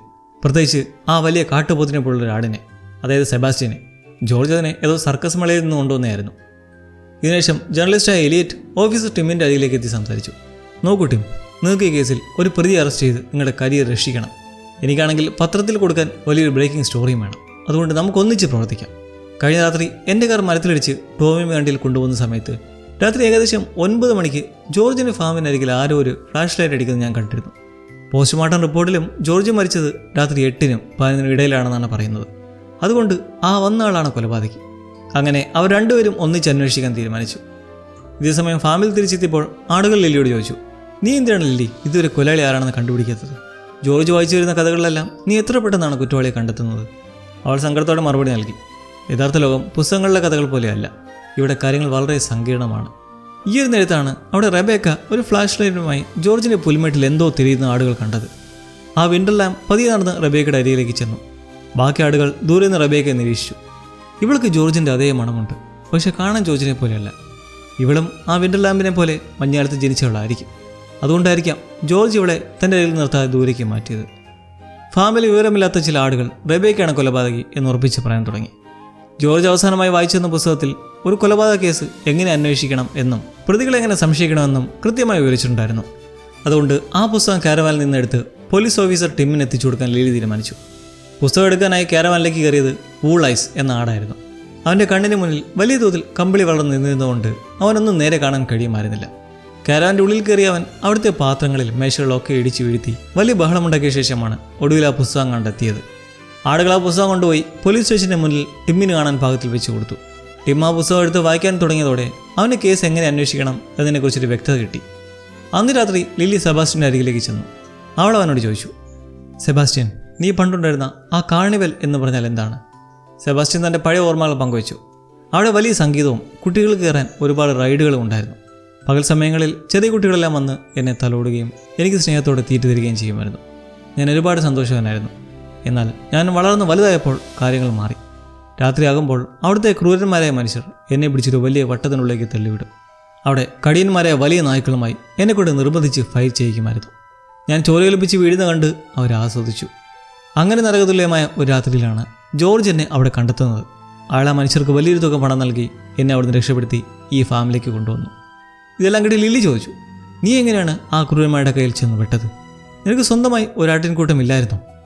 സെബാസ്റ്റ്യൻ ഒരു ദീർഘശ്വാസത്തോടെ പറഞ്ഞു, ഇത്രയും ബുദ്ധിമതിയെ നിനക്ക് ഇനിയും അത് കണ്ടെത്താൻ കഴിഞ്ഞിട്ടില്ലേ ലില്ലി? ഞാനും ആ കുഞ്ഞാടിനെ പോലെ മഞ്ഞുകാലത്ത് ജനിച്ചവനാണ്. ഒരു വിൻ്റർ ലാമ്പാണ് ഞാൻ. സാധാരണയായി ഒരു വിൻ്റർ ലാമ്പ് വളരുമ്പോൾ അവന് സ്വന്തം കൂട്ടം വിട്ട് എങ്ങോട്ടെങ്കിലും ഓടിപ്പോകാൻ തോന്നും. കാരണം അത്രയ്ക്കും ഒറ്റപ്പെടലാണ് അവൻ അനുഭവിക്കാറ്. അങ്ങനെ ഓടിപ്പോയപ്പോഴാണ് സെബാസ്റ്റ്യൻ അവരുടെ കയ്യിലേക്ക് എത്തപ്പെട്ടതും. റെബേക്ക ഒരിക്കലും ജോർജിനെ കൊല്ലില്ലെന്ന് സെബാസ്റ്റ്യൻ പറഞ്ഞു. ഞാൻ അവളുടെ കണ്ണുകളിലേക്ക് നോക്കിയിട്ടുണ്ട്. അവളൊരു കൊലപാതകയല്ല. നീ അവളെ വെറുക്കുന്നത് അവളൊരു വിൻ്റർ ലാമ്പാണെന്ന് പറഞ്ഞിട്ട് മാത്രമാണ്. ഇതും പറഞ്ഞ സെബാസ്റ്റ്യൻ വീണ്ടും ദേഷ്യത്തോടെ അവിടെ നിന്ന് നടന്നുപോയി. അടുത്ത ദിവസം രാവിലെ ഓഫീസർ ടിം തൻ്റെ ജനലിലൂടെ നോക്കുമ്പോൾ ആടുകളെല്ലാം പോലീസ് സ്റ്റേഷന് പുറത്ത് വരിവരിയായി ഇങ്ങനെ നിൽക്കുന്നത് കണ്ടു.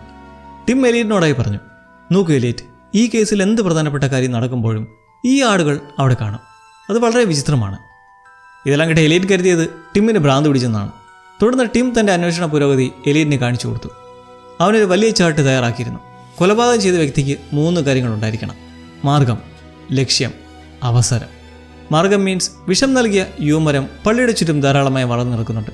അതുകൊണ്ട് ആർക്കും അത് ശേഖരിക്കാം. ലക്ഷ്യം, മോട്ടീവ്. ഏറ്റവും വലിയ ലക്ഷ്യം $30 മില്യൺ പണമാണ്. അത് നിലവിൽ റബേക്കയ്ക്കാണ് ലഭിച്ചിരിക്കുന്നത്. പിന്നെ അവസരം, കൃത്യം കഴിഞ്ഞ രാത്രി ആ സംഭവ സ്ഥലത്തേക്ക് എത്തപ്പെട്ട വ്യക്തി. ഈ 3 കാര്യങ്ങളും ഒത്തുവരുന്ന ആളായിരിക്കും യഥാർത്ഥ കൊലയാളി. ടിം ഇതെല്ലാം പഠിച്ചത് ആടുകൾ അവർ നൽകിയ ആ ഡിറ്റക്റ്റീവ് പുസ്തകത്തിൽ നിന്നായിരുന്നു. ടിം സംശയമുള്ള ഓരോരുത്തരെയും പോലീസ് സ്റ്റേഷനിലേക്ക് വിളിച്ചു വരുത്തി ചോദ്യം ചെയ്യാൻ തുടങ്ങി. ബുച്ചറായ ഹാം പറഞ്ഞു, ജോർജ് ഒരു പക്കാ വെജിറ്റേറിയൻ ആയിരുന്നു. അയാൾക്ക് ഈ നാട്ടിൽ ശത്രുക്കളൊന്നുമില്ലായിരുന്നു. അതുകൊണ്ട് വിൽപത്രത്തിൽ ആർക്കാണോ സ്വത്ത് കിട്ടിയത് അവർ തന്നെയാണ് കൊലപാതകി. തുടർന്ന് ടിം ഹോട്ടലുടമയായ ബെത്തിനോട് ജോർജിൻ്റെ കത്ത് മോഷ്ടിച്ചതിനെക്കുറിച്ച് ചോദിച്ചു. ബെത്താകട്ടെ കള്ളം പറഞ്ഞുകൊണ്ട് രക്ഷപ്പെടാൻ ശ്രമിച്ചു. അത് പോസ്റ്റ് സർവീസിനെ പറ്റിയ ഒരബദ്ധമാണ്. എനിക്ക് ആ കത്ത് അബദ്ധത്തിൽ കിട്ടിയതാണ്. അടുത്തതായി ടിം ഇടയനായ കാലബിനെ ചോദ്യം ചെയ്തു. നീ എന്തിനാണ് ആ ദിവസം രാവിലെ ജോർജിൻ്റെ ഫാമിലേക്ക് പോയത്? കാലബ് പറഞ്ഞു, ജോർജ് എൻ്റെ ലീസ് റദ്ദാക്കിയിരുന്നു. ആ തീരുമാനം മാറ്റാൻ ഞാൻ അയാളോട് അഭ്യർത്ഥിക്കാനാണ് പോയത്. ടിം, നീ ആ വിൽപത്രം വായിച്ചതല്ലേ? അതിൽ പറഞ്ഞിരിക്കുന്ന ആ മോശം ഇടയൻ, ബാഡ് ഷെപ്പേർഡ്, ഞാൻ തന്നെയാണ്. പക്ഷേ ഞാൻ അയാളെ കൊന്നിട്ടില്ല. തുടർന്ന് പള്ളിയിലെ പാതിരിയായ ഹിൽക്കോട്ടിനെ ടിം ചോദ്യം ചെയ്തു. ഹിൽക്കോട്ട് പറഞ്ഞു, ജോർജ് പള്ളിക്ക് വലിയൊരു തുക പണം തന്നത് സത്യമാണ്. വർഷങ്ങൾക്ക് മുമ്പ് അവൻ്റെ കുട്ടികളെ പള്ളി ദത്തെടുക്കാനായി നൽകിയിരുന്നു. പിന്നീട് പണക്കാരനായപ്പോൾ അവൻ തന്നെ മക്കളെ തിരക്കി വന്നു. പള്ളിയുടെ നിയമപ്രകാരം എനിക്ക് ആ വിവരങ്ങൾ നൽകാൻ കഴിയില്ലായിരുന്നു. എന്നാൽ പള്ളിയുടെ പണി തീർക്കാൻ പണം ആവശ്യമായതുകൊണ്ട് ഞാൻ ആ പണം വാങ്ങി വിവരങ്ങൾ നൽകി. ആ വിൽപ്പത്രത്തിൽ പറഞ്ഞിരിക്കുന്ന മോശമിടയൻ മറ്റാരുമല്ല, അത് ഞാനാണ്. ഞാനീ ചെയ്ത കാര്യം മേളിലാരെങ്കിലും അറിഞ്ഞാൽ ഞാൻ ഈ ലോഹം ഊരിവെക്കേണ്ടി വരും. അങ്ങനെ ഒടുവിൽ ടിം റെബേക്കയെ ചോദ്യം ചെയ്യാനിരുത്തി. കഴിഞ്ഞ രാത്രി 8-നും 11-നും നീ എവിടെയായിരുന്നു? റെബേക്ക മറുപടി നൽകിയത്, ഞാൻ വിമാനത്താവളത്തിനടുത്തുള്ള ഹോട്ടൽ മുറിയിൽ നിന്ന് TV കാണുകയായിരുന്നു എന്നാണ്. അപ്പോൾ ടിം അവളുടെ യഥാർത്ഥ പേര് വിളിച്ചു, ചാസിറ്റി ക്രൈംസ്. അതായത് റെബേക്ക തൻ്റെ പേര് മാറ്റിയതായിരുന്നു. ടിം ഇതിനോടകം തന്നെ റെബേക്കയുടെ പശ്ചാത്തലം അന്വേഷിച്ചപ്പോൾ അവൾ പണ്ട് ഒരു കുപ്രസിദ്ധ കുറ്റവാളിയുമായി അടുത്ത ബന്ധം പുലർത്തിയിരുന്നതായും അയാളുമായി ഒരു ബാങ്ക് അക്കൗണ്ട് പങ്കുവച്ചിരുന്നതായും കണ്ടെത്തിയിരുന്നു. ഇതെല്ലാം കേട്ട് റെബേക്ക ഭയത്തോടെ പറഞ്ഞു, അത് 3 വർഷം മുമ്പുള്ള കാര്യമാണ്. ആ സമയത്ത് അയാളൊരു കുറ്റവാളിയാണെന്ന് എനിക്ക് അറിയില്ലായിരുന്നു. ഇതോടെ ടിം ചോദിച്ചു, നിങ്ങൾ പള്ളിയുടെ അരികിലുള്ള ആ യൂ മരത്തിൻ്റെ അടുത്തേക്ക് പോയിട്ടുണ്ടോ? റെബേക്ക പറഞ്ഞു, ഇല്ല, ഒരിക്കലുമില്ല. ടിം വീണ്ടും ചോദിച്ചു, പിന്നെ ജോർജിൻ്റെ ഫാമിലേക്ക് നീ പോയിട്ടുണ്ടോ? ഞാൻ ഇന്നലെ അവിടെ പോയിട്ടില്ലെന്ന് റെബേക്ക ദേഷ്യത്തോടെ നിഷേധിച്ചു. ഇതേസമയം ഫാമിൽ ലില്ലി കടുത്ത ചിന്തയിലായിരുന്നു. ബാക്കിയുള്ള ആടുകൾ അവളോട് പറഞ്ഞു, ലില്ലി, നീ ഇനി അധികം ചിന്തിച്ച് തലപുണ്ണാക്കേണ്ട. ആ റെബേക്ക തന്നെയാണ് ഇത് ചെയ്തത്. അവൾ കള്ളം പറയുകയാണ്. അപ്പോൾ ആ വിൻഡർ ലാം വന്നിട്ട് പറഞ്ഞു, ഇല്ല, റെബേക്ക നല്ലവളാണ്. അവൾക്ക് ജോർജിൻ്റെ അതേ മണമാണ്. കുഞ്ഞാട് പറഞ്ഞ ഈ ഒരു വാക്ക് ലില്ലിയുടെ മനസ്സിലൊരു വലിയ സംശയം ഉണ്ടാക്കി. റെബേക്കയ്ക്ക് ജോർജിൻ്റെ അതേ മണമാണ്. കഴിഞ്ഞ ദിവസം റെബേക്ക പുൽമേട്ടിൽ നടക്കുമ്പോൾ ക്ലൗഡ് എന്ന ആടും ഇതേ കാര്യം പറഞ്ഞിട്ടുണ്ടായിരുന്നു. റെബേക്ക അത്രയും ദൂരെ നിൽക്കുമ്പോൾ ക്ലൗഡിനെങ്ങനെ അവളുടെ മണം കിട്ടി? അതിനർത്ഥം റെബേക്ക അതിന് മുമ്പും ആടുകളുടെ വളരെ അരികിൽ വന്നിട്ടുണ്ടായിരുന്നു എന്നാണ്. ലിലി ക്ലൗഡിനെ വിളിച്ച് കാര്യം തിരക്കി. ക്ലൗഡ് ഒരു വലിയ രഹസ്യം ഒളിപ്പിച്ചു വെച്ചിട്ടുണ്ടായിരുന്നു. ക്ലൗഡ് തൻ്റെ പക്കലുണ്ടായിരുന്ന ഒരു വള ലിലിയെ കാണിച്ചു. തുടക്കവും ഒടുക്കവും ഇല്ലാത്ത ആ ഒരു സർക്കിൾ വള ക്ലൗഡിന് വളരെ ഇഷ്ടപ്പെട്ടിരുന്നു. കഴിഞ്ഞ രാത്രി റെബേക്ക ഈ ഫാമിൽ വന്നിരുന്നു ലിലി. അവൾ എൻ്റെ അരികിൽ വന്ന് എൻ്റെ കമ്പിളിയിൽ തലോടിയപ്പോൾ അവളുടെ കയ്യിൽ കിടന്ന ഈ വള ഒരു പുല്ലിലേക്കാണ് വീണത്. ഞാനത് ഒളിപ്പിച്ചു വെച്ചതാണ്. അത് കണ്ട് ലിലി ഞെട്ടിപ്പോയി. റെബേക്ക പോലീസിനോട് കള്ളം പറയുകയായിരുന്നു. അവൾ കഴിഞ്ഞ രാത്രി അപ്പോൾ ജോർജിൻ്റെ ഫാമിൽ വന്നിട്ടുണ്ടായിരുന്നു. ലിലി ഉറപ്പിച്ചു, റെബേക്ക തന്നെയാണ് കൊലപാതകി. ലിലി ഉടൻ തന്നെ പോലീസുകാരനായ ടിമ്മിനെ വിവരം അറിയിക്കാൻ തീരുമാനിച്ചു. മേബിൾ വേഗം ഓടിച്ചെന്ന് ടിമ്മിൻ്റെ തലയിടുന്ന പോലീസ് തൊപ്പി കടിച്ചെടുത്ത് ഫാമിലേക്ക് ഓടി. ടിമ്മാകട്ടെ ദേഷ്യത്തോടെ തൻ്റെ തൊപ്പിക്ക് പിറകെ പാഞ്ഞു. മേബിൾ ഓടിച്ചെന്ന് നിന്നത് കൃത്യം പുല്ലിൽ കിടന്നിരുന്ന ആ സ്വർണ്ണവളയുടെ അരികിലായിരുന്നു. അങ്ങനെ ടിം ആ വള കണ്ടെത്തി കയ്യിലെടുത്തു. അങ്ങനെ അവനൊരു ക്ലൂ കിട്ടി. നേരെ റെബേക്കയുടെ അരികിലേക്ക് എത്തി ആ വള കാണിച്ചുകൊണ്ട് ചോദിച്ചു, ഇത് നിൻ്റെ വളയല്ലേ? നിൻ്റെ മറ്റേ കയ്യിൽ കിടക്കുന്ന വളയുമായി ഇത് കൃത്യമായി മാച്ച് ആകുന്നുണ്ട്. നീ ഒരിക്കലും പോയിട്ടില്ല എന്ന് പറഞ്ഞ് ജോർജിൻ്റെ പുൽമേട്ടിൽ നിന്നാണ് എനിക്കിത് കിട്ടിയത്. നീ കള്ളം പറയുകയായിരുന്നു. ഇതേ തുടർന്ന് ടിം കോടതിയുടെ സെർച്ച് വാറണ്ടുമായി റെബേക്ക താമസിച്ച ഹോട്ടൽ മുറി പരിശോധിച്ചു. അവിടെയുള്ള അവളുടെ ഷൂസിൻ്റെ ഗ്രിപ്പിലായി മരത്തിൻ്റെ വിഷപ്പഴങ്ങൾ ചവിട്ടി അരിച്ചു വെച്ചതായി കണ്ടെടുത്തു. ഇതോടെ റെബേക്ക മരത്തിനടുത്തേക്ക് പോയതായും അപ്പോൾ അവൾ തന്നെയാണ് കൊലപാതകി എന്നുറപ്പിച്ച് ടിം അവളെ ഔദ്യോഗികമായി അറസ്റ്റ് ചെയ്തു. പോലീസ് സ്റ്റേഷനിലെ ലോക്കപ്പിൽ വെച്ച് റെബേക്ക കരഞ്ഞുകൊണ്ട് ടിമ്മിനോട് യഥാർത്ഥ സത്യം വെളിപ്പെടുത്തി. ടിം, ഞാൻ പറയുന്നൊന്ന് കേൾക്കൂ. ജോർജ് കൊല്ലപ്പെട്ട അന്ന് രാത്രി ഞാൻ അദ്ദേഹത്തിൻ്റെ ഫാമിൽ പോയിരുന്നു എന്ന് സത്യമാണ്. ജോർജ് എനിക്ക് അയച്ച കത്തിൽ കഴിഞ്ഞ 20 വർഷമായി അദ്ദേഹം എന്നെ തിരയുകയാണെന്ന് എഴുതിയിരുന്നു. കൂടാതെ അദ്ദേഹത്തിൻ്റെ പഴയ വിൽപത്രത്തിൻ്റെ ഒരു കോപ്പിയും അയച്ചിരുന്നു. ഓർക്കണം, അതിൽ $30 മില്യൺ കാര്യം ഉണ്ടായിരുന്നില്ല. തൻ്റെ ആടുകളെ നോക്കാൻ ഞാൻ വരണം എന്ന് അച്ഛൻ ആഗ്രഹിച്ചിരുന്നു. അങ്ങനെ ഞങ്ങൾ ഒരുമിച്ച് കാരവനിലിരുന്ന് ഒരുപാട് സംസാരിച്ചു. ഫാമിലെ ഓരോ ആടിനെ പേരിട്ടതെക്കുറിച്ചും അവ എത്രമാത്രം സ്നേഹിക്കുന്നുവെന്നും അച്ഛൻ എനിക്ക് പറഞ്ഞു തന്നു. ഞാൻ അവിടുന്ന് സന്തോഷത്തോടെയാണ് മടങ്ങിയത്. പക്ഷേ പിന്നീട് അച്ഛൻ കൊല്ലപ്പെട്ടു എന്നറിഞ്ഞപ്പോൾ ഞാൻ പേടിച്ചുപോയി. ആരോ എന്നെ കേസിൽ മനഃപൂർവ്വം കൊടുക്കാൻ ശ്രമിക്കുകയാണെന്ന് എനിക്ക് മനസ്സിലായി. സത്യം പറഞ്ഞാൽ പോലീസിനെ വിശ്വസിക്കില്ല എന്ന് കരുതിയാണ് ഞാൻ കള്ളം പറഞ്ഞത്. എന്നാൽ ടിം അവളുടെ വാക്കുകൾ ഒട്ടും വിശ്വസിച്ചില്ല. അടുത്ത ദിവസം രാവിലെ അവളെ കോടതിയിൽ ഹാജരാക്കാൻ അവൻ തീരുമാനിച്ചു. റെബേക്ക അറസ്റ്റിലായതിന് പിന്നാലെ വക്കീലായ ലിഡിയ ഓഫീസർ ടിമ്മിൻ്റെ അരികിലേക്ക് എത്തി ഒരു പ്രധാന വിവരം പറഞ്ഞു. ടിം, ജോർജ് തൻ്റെ സ്വത്തുക്കൾ നൽകാൻ തിരഞ്ഞെടുത്ത ആട്ടുകുട്ടി തികച്ചും തെറ്റായിരുന്നു. ജോർജിൻ്റെ മകനായ പീറ്റർ തനിക്ക് കിട്ടിയ 300 ഏക്കർ ഭൂമിയും അതിലെ ആടുകളെയെല്ലാം ഇടയനായ കാലബിനെ വിൽക്കാൻ കരാറൊപ്പിട്ടു. റെബേക്ക ജയിലിലാവുന്നതോടെ അവൾക്ക് കിട്ടുന്ന സ്വത്തുക്കളും ജോർജ് നോക്കി നടത്തിയ ആ ഫാമും ആടുകളും എല്ലാം പീറ്ററിൻ്റെ പേരിലേക്ക് വരും. അതുകൊണ്ട് നാളെ തന്നെ ബാക്കി പേപ്പർ വർക്കുകളെല്ലാം പൂർത്തിയാവുകയും ചെയ്യും. പുറത്തുനിന്ന് ലിഡിയ പറഞ്ഞ കാര്യങ്ങൾ ലിലി കേൾക്കാനിടയെ അവളുടെ മനസ്സിൽ വലിയൊരു ഭയവും സംശയവും ഉടലെടുത്തു. ഈ സമയം മേബിൾ ലിലിയോട് പറഞ്ഞു, ലിലി, കാലബിൻ്റെ ആ പുൽമേട് നമ്മുടെ ഫാമിൻ്റെ തൊട്ടടുത്താണ്, ആ വേലിയുടെ അപ്പുറത്ത്. നമുക്കവിടെ പോയി ഇനി ഒരുമിച്ച് താമസിക്കാൻ പോകുന്ന ആ പുതിയ ആട്ടുകൂടത്തെ ഒന്ന് കണ്ടാലോ? അങ്ങനെ ലിലി മേപ്പിളും വേലി കടന്ന് കാലബിൻ്റെ ഫാമിലേക്ക് ചെന്നു. അവിടെ കാലബിൻ്റെ ആടുകൾ നിൽപ്പുണ്ടായിരുന്നു. വിചിത്രമെന്ന് പറയട്ടെ, ആ ആടുകളുടെ എല്ലാം മുഖം കരി പിടിച്ചതുപോലെ കറുത്തിട്ടായിരുന്നു. അവ ഫ്രഞ്ച് ഷീപ്സ് ആയിരുന്നു. ലിലി അവരോട് പറഞ്ഞു, ഇനി മുതൽ കാലബാണ് ഞങ്ങളുടെയും പുതിയ ഇടയൻ. അപ്പോൾ ആ കറുത്ത ആടുകളുടെ കൂട്ടത്തിൽ നിന്ന് ഒരാട് ഭയത്തോടെ മുന്നോട്ട് വന്ന് ഒരൊറ്റ വാക്ക് പറഞ്ഞു, ഓടിക്കോ. തൊട്ടു പിന്നാലെ കാലബിൻ്റെ വേട്ടനായ്ക്കളുടെ ഭയപ്പെടുന്ന കുരിശിൽ ശബ്ദം അവിടെ മുഴങ്ങി. പേടിച്ചിരണ്ട ഫ്രഞ്ച് ആടുകളെല്ലാം നിമിഷനേരം കൊണ്ട് അവിടുന്ന് ഓടി പറഞ്ഞു. പേടിച്ചുപോയി ലിലിയും മേപ്പിളും ആകട്ടെ വഴിതെറ്റി നേരെ ഓടിക്കയറിയത് കാലബിൻ്റെ വലിയ ആട്ടിൻതൊഴുത്തിൻ്റെ ഉള്ളിലേക്കായിരുന്നു. അവിടെ വലിയ കാർഡ്ബോർഡ് ബോക്സുകൾ അടുക്കി വെച്ചിരിക്കുന്ന ലിലി കണ്ടു. ആ ബോക്സുകളുടെ മുകളിലേക്ക് വലിയ അക്ഷരത്തിൽ എഴുതിയിരുന്നു, ഡെൻബ്രൂക്സ് മീറ്റ്സ്. ഒപ്പം ആ ഫോട്ടോയും കണ്ടതോടെ ലിലിക്ക് കാര്യം പെട്ടെന്ന് മനസ്സിലായി. കാലബും ആ കശാപ്പുകാരനും ഒന്നിച്ചേർന്ന് ഒരു വലിയ ഇറച്ചി ബിസിനസ് നടത്തുകയാണ്. ജോർജിൻ്റെ ആടുകളെ മുഴുവൻ കാലബ് വാങ്ങുന്നത് അവയെ വെട്ടി ഇറച്ചിയാക്കി വിൽക്കാൻ വേണ്ടിയാണ്. എന്നാൽ അവർ കൊടും അപകടത്തിലായിരുന്നു. ആ സമയത്ത് കാലബിൻ്റെ കടിയൻ നായ്ക്കൾ തൊഴുത്തിൻ്റെ ഉള്ളിലേക്ക് ഇരിച്ചു കയറി ലിലിയും മേപ്പിളിനെയും ആക്രമിക്കാൻ വന്നു. ജീവൻ രക്ഷിക്കാനായി അവർ രണ്ടുപേരും അവിടുന്ന് ജീവനും കൊണ്ടോടി. എന്നാൽ ആ നായ്ക്കൾ അവരെ വിടാതെ പിന്തുടർന്ന് ആക്രമിച്ചു. ലിലിയുടെ ജീവൻ അപകടത്തിലാവാൻ പോകുന്ന ആ ഒരു നിമിഷത്തിൽ വലിയ ആണാടായ സെബാസ്റ്റ്യൻ ഒരു രക്ഷകനെ പോലെ അങ്ങോട്ടേക്ക് പാഞ്ഞെത്തി. അവൻ തൻ്റെ ആ വലിയ കൊമ്പുകൾ കൊണ്ട് ആ വേട്ട നായ്ക്കളെ ആഞ്ഞടിച്ചു.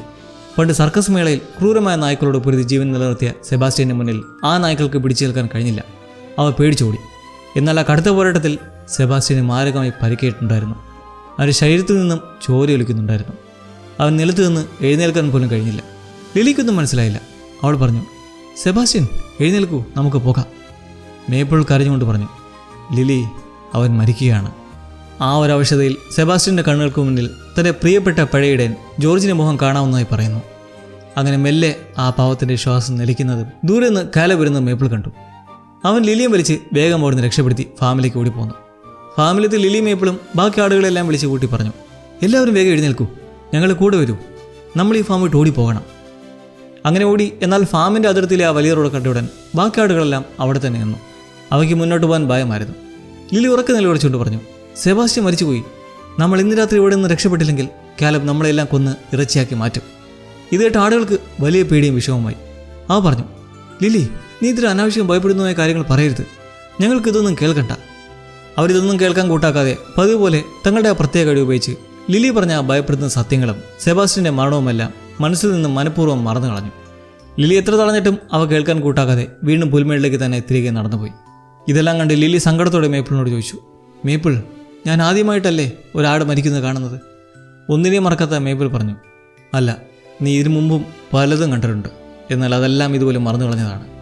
ലിലി, എനിക്ക് ഈ ഫാമിൽ നടന്ന എല്ലാ മോശം കാര്യങ്ങളും ഓർമ്മയുണ്ട്. പക്ഷെ അതോടൊപ്പം എൻ്റെ അമ്മയുടെ മുഖവും എൻ്റെ പഴയ നല്ല സുഹൃത്തുക്കളുടെ ഓർമ്മകളും എനിക്കുണ്ട്. നീയും സെബാസ്റ്റ്യനെ എപ്പോഴും ഓർക്കണം. ഈ ഓർമ്മകൾ നിന്നെ ഒരുപാട് വേദനിപ്പിക്കുന്നുണ്ടാകാം. പക്ഷേ നീ ഇത് മറന്നു കളഞ്ഞാൽ ബാക്കിയുള്ള ആളുകളെ നിനക്ക് ഒരിക്കലും രക്ഷിക്കാൻ കഴിയില്ല. നമ്മൾ സ്നേഹിക്കുന്നവർ എപ്പോഴും ജീവിക്കുന്നത് നമ്മുടെ ഓർമ്മകളിലൂടെയാണ്. സങ്കടം സഹിക്കാൻ വയ്യാതെ ലിലി ക്യാരവൻ്റെ മുന്നിലേക്ക് നടന്നു ചെന്നു. തനിക്കും എല്ലാം മറന്നു കളയണം എന്നവൾ ആഗ്രഹിച്ചു. പെട്ടെന്നാണ് ക്യാരവൻ്റെ മുന്നിലെ കസേരയിൽ ജോർജ് ഹടിയിരിക്കുന്ന ലിലി കണ്ടത്. അവളുടെ മനസ്സിലെ ഒരു തോന്നലായിരുന്നു അത്. ആൾ അത്ഭുതത്തോടെ ചോദിച്ചു, ജോർജ്, നിങ്ങൾ ശരിക്കും ഇവിടെ ഉണ്ടോ? ജോർജിൻ്റെ രൂപം പുഞ്ചിരിച്ചുകൊണ്ട് പറഞ്ഞു, അതേ ലിലി, നീ എന്നെ മറക്കാത്തതുകൊണ്ട് ഞാൻ നിൻ്റെ ഓർമ്മകളിൽ എപ്പോഴും ഉണ്ടാകും. കാലബിന് എൻ്റെ ആടുകളെ ഒന്നും ചെയ്യാൻ കഴിയില്ല. കാരണം നീ അവരെ എല്ലാം രക്ഷിക്കാൻ പോവുകയാണ്. ഈ ജോർജിനെ കൊന്ന യഥാർത്ഥ കൊലയാളി ആരാണെന്ന് നീ കണ്ടെത്തിയാൽ എൻ്റെ എല്ലാ സ്വത്തുക്കളും ഫാമും റെബേക്കയ്ക്ക് തന്നെ ലഭിക്കും. അവൾ നിങ്ങളെ പൊന്നുപോലെ നോക്കും. ലിലി ചോദിച്ചു, പക്ഷേ ഞാൻ എങ്ങനെയാണ് ആ കൊലയാളിയെ കണ്ടുപിടിക്കുക? ഇത് കേട്ട ജോർജ് അയാളുടെ 2 കൈയും പൊക്കി കാട്ടി. ജോർജ് മരിച്ചു കിടന്നപ്പോൾ അവൻ്റെ ഒരു കൈയിൽ ആടുകളുടെ മരുന്നിൻ്റെ നീല കളറും മറ്റേ കൈയിൽ അസ്വാഭാവികമായി കണ്ട ആ പച്ചക്കറിയുടെ ഓർമ്മ അവളിലേക്ക് വീണ്ടും വന്നു. ലിലിയുടെ ബുദ്ധി ദ്രുതഗതിയിൽ ചലിക്കാൻ തുടങ്ങി. അവൾക്കെല്ലാം പെട്ടെന്ന് മനസ്സിലായി, അത് വെറുമൊരു പച്ചപ്പുല്ലിൻ്റെ കറയല്ലായിരുന്നു. അങ്ങനെ തങ്ങളെ സഹായിക്കാൻ തയ്യാറായ ആ വിൻഡർ ലാമ്പിനെ വിളിച്ച് ലിലി ഒരു വലിയ പ്ലാൻ തയ്യാറാക്കി. അവൾ ആ കുഞ്ഞാടിൻ്റെ ഒരു കാൽ മഞ്ഞ പെയിൻറ്റിലും മറുകാൽ നീല പെയിൻറ്റിലും മുക്കി. അതിനുശേഷം അവൾ ആ കുഞ്ഞാടിനെ കൂട്ടി നേരെ ടൗണിലെ പോലീസ് സ്റ്റേഷന് മുന്നിലേക്ക് നടന്നു. തീർച്ചയായും ആ വിൻഡർ ലാമ്പിന് റോഡ് മുറിച്ച് കടക്കാൻ ഒരു പേടിയുമില്ലായിരുന്നു. അതുതന്നെയായിരുന്നു അവൻ്റെ ധൈര്യവും ലിലിയുടെ ഏറ്റവും വലിയ അനുഗ്രഹവും. അങ്ങനെ പോലീസ് സ്റ്റേഷനിലെ ആ ജനാലയ്ക്കടുത്തേക്ക് എത്തി. ലോക്കപ്പിലിരുന്ന റബേക്ക ഇതെല്ലാം കാണുന്നുണ്ടായിരുന്നു. ലിലിയുടെ നിർദ്ദേശപ്രകാരം ആ കുഞ്ഞാട് തൻ്റെ പെയിൻറ് പുരണ്ട കാലുകൾ കൊണ്ട് പോലീസ് സ്റ്റേഷൻ്റെ അകത്തേക്ക് കയറി തറയിൽ ചില വരകളും ചിത്രങ്ങളും വരച്ചു, ഓരോ ലൈനുകൾ. എന്നിട്ട് വളരെ വിദഗ്ധമായി അവർ തിരിച്ചുപോയി. അടുത്ത ദിവസം രാവിലെ സ്റ്റേഷനിലേക്ക് എത്തിയ ഓഫീസർ ടിം തറയിലെ ആ പെയിൻറ് ലൈനുകൾ കണ്ട് അത്ഭുതപ്പെട്ടു. കാര്യത്തിറക്കിയപ്പോൾ റബേക്ക അവനോട് പറഞ്ഞു, ടിം, ഇതൊരു ആട്ടിൻകുട്ടി വരച്ചതാണ്. അതിന് നേതൃത്വം നൽകിയത് മറ്റൊരാടും. ടിമ്മിനത് വിശ്വസിക്കാനായില്ല. എന്നാൽ അവൻ ആ ചിത്രത്തിലേക്ക് സൂക്ഷ്മമായി നോക്കി. ജോർജിൻ്റെ പേരിൽ നിന്ന് 2 വരകൾ പോകുന്നുണ്ടായിരുന്നു. ഒരു വശത്ത് റബേക്കയുടെ പേര്, മറുവശത്ത് മഞ്ഞയും നീലയും പെയിൻറ്റുകൾ തമ്മിൽ കലർന്ന് നടുവിലൊരു പച്ച നിറം ഗ്രീൻ സ്റ്റെയിൻ രൂപപ്പെട്ടിട്ടുണ്ടായിരുന്നു. ടിമ്മിന് ആദ്യം ഇതിൻ്റെ അർത്ഥം മനസ്സിലായില്ല. അവൻ ദേഷ്യത്തോടെ ഇതെല്ലാം വെറുതെയാണെന്ന് പറഞ്ഞ് കൈകൊണ്ട് തറയിലെ ആ പെയിൻറ്റ് തുടച്ചു മാറ്റാൻ ശ്രമിച്ചു. ആ സമയത്താണ് വിചിത്രമായൊരു കാര്യം സംഭവിച്ചത്. മഞ്ഞയും നീലയും പെയിൻറ്റുകൾ ടിമ്മിൻ്റെ കയ്യിൽ ഒന്നിച്ച് പുരണ്ടപ്പോൾ അത് പെട്ടെന്ന് പച്ച നിറമായി മാറി. അത് കണ്ടയുടൻ ടിമ്മിൻ്റെ തലയിൽ ഒരു മിന്നൽ പോലെ യഥാർത്ഥ സത്യം തെളിഞ്ഞു വന്നു. കൃത്യം ആ സമയത്ത് റബേക്കയെ കോടതിയിലേക്ക് കൊണ്ടുപോകാനായി വലിയ പോലീസ് ഉദ്യോഗസ്ഥർ അവിടേക്ക് എത്തിയിരുന്നു. അതുകൊണ്ട് ടിം പിന്നീടൊന്നും ആലോചിക്കാൻ നിൽക്കാതെ റബേക്കയെ അവർക്ക് കൈമാറാനുള്ള ഫോമിൽ ഒപ്പിട്ട് നൽകി. എന്നാൽ പെട്ടെന്ന് ടിമ്മിൻ്റെ ശ്രദ്ധ അവിടെ എപ്പോഴും നിൽക്കാറുള്ള ലിലിയും കുട്ടറിലെയും ആ വിൻഡർ ലാമ്പിൻ്റെ കാലുകളിലേക്ക് പതിഞ്ഞു. കുഞ്ഞാടിൻ്റെ കാലുകളിൽ മഞ്ഞയും നീലയും പെയിൻ്റ് ഉണ്ടായിരുന്നു. ടിം ഒട്ടും സമയം കളയാതെ ഉറച്ച ശബ്ദത്തിൽ വിളിച്ച് പറഞ്ഞു, റബേക്കയെ കൊണ്ടുവന്ന് നിർത്തൂ. അവളല്ല കൊലപാതകി, അവൾ നിരപരാധിയാണ്. ആടുകൾ നൽകിയ ആ വലിയ സൂചനയിലൂടെ ഓഫീസർ ടിം യഥാർത്ഥ കൊലയാളി ആരാണെന്ന് കൃത്യമായി തിരിച്ചറിഞ്ഞു. അങ്ങനെ യഥാർത്ഥ കൊലയാളിയുടെ മുഖംമൂടി അഴിയുകയാണ്. ഡെൻബ്രൂക്കിലെത്തിയ നിമിഷം മുതൽ റബേക്ക മാത്രമായിരുന്നു പോലീസിൻ്റെ പ്രധാന സംശയമനയിൽ ഉണ്ടായിരുന്നത്. കാരണം അവൾ ജോർജിൻ്റെ ഫാമിൽ പോയ കാര്യം പോലീസിനോട് പറയാതെ മറച്ചു വെച്ചിരുന്നു. യഥാർത്ഥ കൊലയാളി കൃത്യമായി പ്ലാൻ ചെയ്തതും ഇതുതന്നെയായിരുന്നു. റബേക്ക ഈ കേസിൽ പ്രതിയാകണമെന്ന് അയാൾ ആഗ്രഹിച്ചു. ആ യഥാർത്ഥ കൊലയാളി മറ്റാരുമല്ല, ജോർജിൻ്റെ സ്വന്തം മകനായ പീറ്റർ ആയിരുന്നു അത്. ജോർജ് റബേക്കയ്ക്ക് വിൽപത്രത്തിൻ്റെ കോപ്പി അയച്ചു കൊടുത്തതുപോലെ തൻ്റെ മകനായ പീറ്ററിനും അതിൻ്റെ കോപ്പി അയച്ചു കൊടുത്തിട്ടുണ്ടായിരുന്നു. അങ്ങനെയാണ് പീറ്റർ തൻ്റെ അച്ഛൻ്റെ പക്കൽ $30 മില്യൺ വലിയ സമ്പാദ്യമുണ്ടെന്ന വിവരം അറിയുന്നത്. ആ പണം മുഴുവൻ സ്വന്തമാക്കാൻ പീറ്റർ തീരുമാനിച്ചു. എന്നാൽ അച്ഛൻ മരിക്കുമ്പോൾ ആ സ്വത്ത് മുഴുവൻ തനിക്കാണ് കിട്ടുന്നതെങ്കിൽ പോലീസ് ആദ്യം സംശയിക്കുക സ്വത്തിന് ഗുണഭോക്താവായ പീറ്ററിനെ മാത്രമായിരിക്കും. അതുകൊണ്ട് അവനൊരു കുതന്ത്രം മെനഞ്ഞു. പുതിയ വിൽപത്രം ഉണ്ടാക്കി ആ സ്വത്ത് മുഴുവൻ റബേക്കയുടെ പേരിലാക്കുക. അതിനുശേഷം അച്ഛനെ കൊന്ന് ആ കൊലപാതക കുറ്റം റബേക്കയുടെ തലയിൽ കെട്ടിവെക്കുക. അങ്ങനെ റബേക്ക കൊലപാതക കേസിൽ ജയിലിലായാൽ അടുത്ത അവകാശിയായ പീറ്ററിന് അവളുടെ പേരുള്ള ആ $30 മില്യൺ പണം നിയമപരമായി അപ്പാടെ ലഭിക്കും. ഇതായിരുന്നു പീറ്ററിൻ്റെ മാസ്റ്റർ പ്ലാൻ. റബേക്കയെ പോലെ തന്നെ പീറ്ററും തൻ്റെ യഥാർത്ഥ പേര് മാറ്റിയിരുന്നു. അവൻ മറ്റാരുമായിരുന്നില്ല, ഈ നാട്ടിലേക്ക് വാർത്ത റിപ്പോർട്ട് ചെയ്യാൻ വന്ന അതേ പത്രപ്രവർത്തകൻ എലിയറ്റ് മാത്യൂസ് ആയിരുന്നു. ഇത് കേട്ട് എല്ലാവരും ഞെട്ടി. ഒപ്പം ഇതെല്ലാം എന്ത് വിഡ്ഢിത്തമെന്ന പോലെ എലിയറ്റ്. കാരണം പീറ്റർ അങ്ങ് സൗത്ത് ആഫ്രിക്കയിലല്ലേ. എലിയറ്റ് കഴിഞ്ഞ കുറേ നാളുകളായി ഈ നാട്ടിൽ തന്നെയാണ് ജീവിച്ചിരുന്നത്. റെബേക്ക അച്ഛനെ കാണാൻ വരുന്നവരും ജോർജ് തന്നെയാണ് എലിയറ്റിനോട് പറഞ്ഞത്. അത് എലിയറ്റിന് കൊലപാതകം നടത്താനുള്ള കൃത്യമായ അവസരം ഒരുക്കി. ഓപ്പർച്യൂണിറ്റി. അവൻ ടൗണിലെ കൾച്ചറൽ ഫെസ്റ്റിവൽ റിപ്പോർട്ട് ചെയ്യാനെന്ന വ്യാജന അവിടേക്ക് എത്തി. തുടർന്ന് താൻ ടൗൺ വിട്ടു പോകുകയാണെന്ന് എല്ലാവരെയും കാണിച്ച് കാറുമായി ഇറങ്ങി. എന്നാൽ പോകുന്ന വഴിയിൽ മനഃപൂർവ്വം കാർ മരത്തിലിടിച്ച് ഒരു അപകടം സൃഷ്ടിച്ച് അവൻ ടൗണിൽ തന്നെ തങ്ങി. അന്ന് രാത്രി റെബേക്ക ജോർജിനെ കണ്ട് സംസാരിച്ച് കാരവാനിൽ നിന്നും മടങ്ങിയതിന് തൊട്ടു പിന്നാലെ എലിയറ്റ് ആരും കാണാതെ ജോർജിന്റെ കാരവാനിലേക്ക് അതിക്രമിച്ച് കയറി. വല്ലാതെ നിൽക്കുന്ന അവനെ കണ്ട് ജോർജ് അവന് അഭയം നൽകി. അവിടെ വെച്ച് ഇരുവരും കുടിക്കാനെടുത്ത മദ്യത്തിൽ ജോർജിന്റെ ഗ്ലാസ്സിൽ യൂമരത്തിൽ നിന്നെടുത്ത മാരകമായ ടാക്സിൻ വിഷം കലർത്തി നൽകി. കൂടാതെ താൻ തയ്യാറാക്കിയ ആ വ്യാജമായ പുതിയ വിൽപത്രം അവിടെ മേശപ്പുറത്ത് കൊണ്ട് വെക്കുകയും ചെയ്തു. എന്നാൽ വിഷം ഉള്ളിൽ ചെന്നിട്ടും ജോർജ് അത്ര പെട്ടെന്ന് കീഴടങ്ങില്ല. അവൻ എലിയറ്റുമായി ശക്തമായി പോരാടി. ആ പിടിവേലയ്ക്കൊടുവിലാണ് ജോർജ് മാഡത്തിന് കീഴടങ്ങിയത്. അടുത്ത ദിവസം ഹോട്ടലിൽ വെച്ച് വിൽപത്രം വായിക്കുന്നതിനിടയിൽ അഡ്വക്കേറ്റ് എലിയറ്റിനെ പുറത്താക്കിയിരുന്നു. ആ സമയത്താണ് അവിടെ വിൽപത്രം വായിക്കുന്നതിനിടയിൽ അവൻ ഫോൺ കോൾ വഴി അറ്റൻഡ് ആയത്. തുടർന്ന് അവൻ തന്നെയായിരുന്നു ആരും കാണാതെ റെബേക്കയുടെ ഹോട്ടൽ മുറിയിൽ കയറി അവളുടെ ഷൂസിനുള്ളിൽ വിഷപ്പഴങ്ങൾ തേച്ചു വെച്ചത്. എന്നാൽ എത്രയൊക്കെ കൃത്യമായി പ്ലാൻ ചെയ്തിട്ടും എലിയറ്റിന് ഒരു വലിയ തെറ്റുപറ്റി. അവൻ ജോർജിന്റെ ശരീരത്തിൽ ഒരു വലിയ തെളിവ് അവശേഷിപ്പിച്ചിട്ടുണ്ടായിരുന്നു. ജോർജിന്റെ കയ്യിൽ കണ്ട ആ പച്ചക്കറ സത്യത്തിൽ നീലയും മഞ്ഞയും നിറങ്ങൾ കലർന്നുണ്ടായതായിരുന്നു.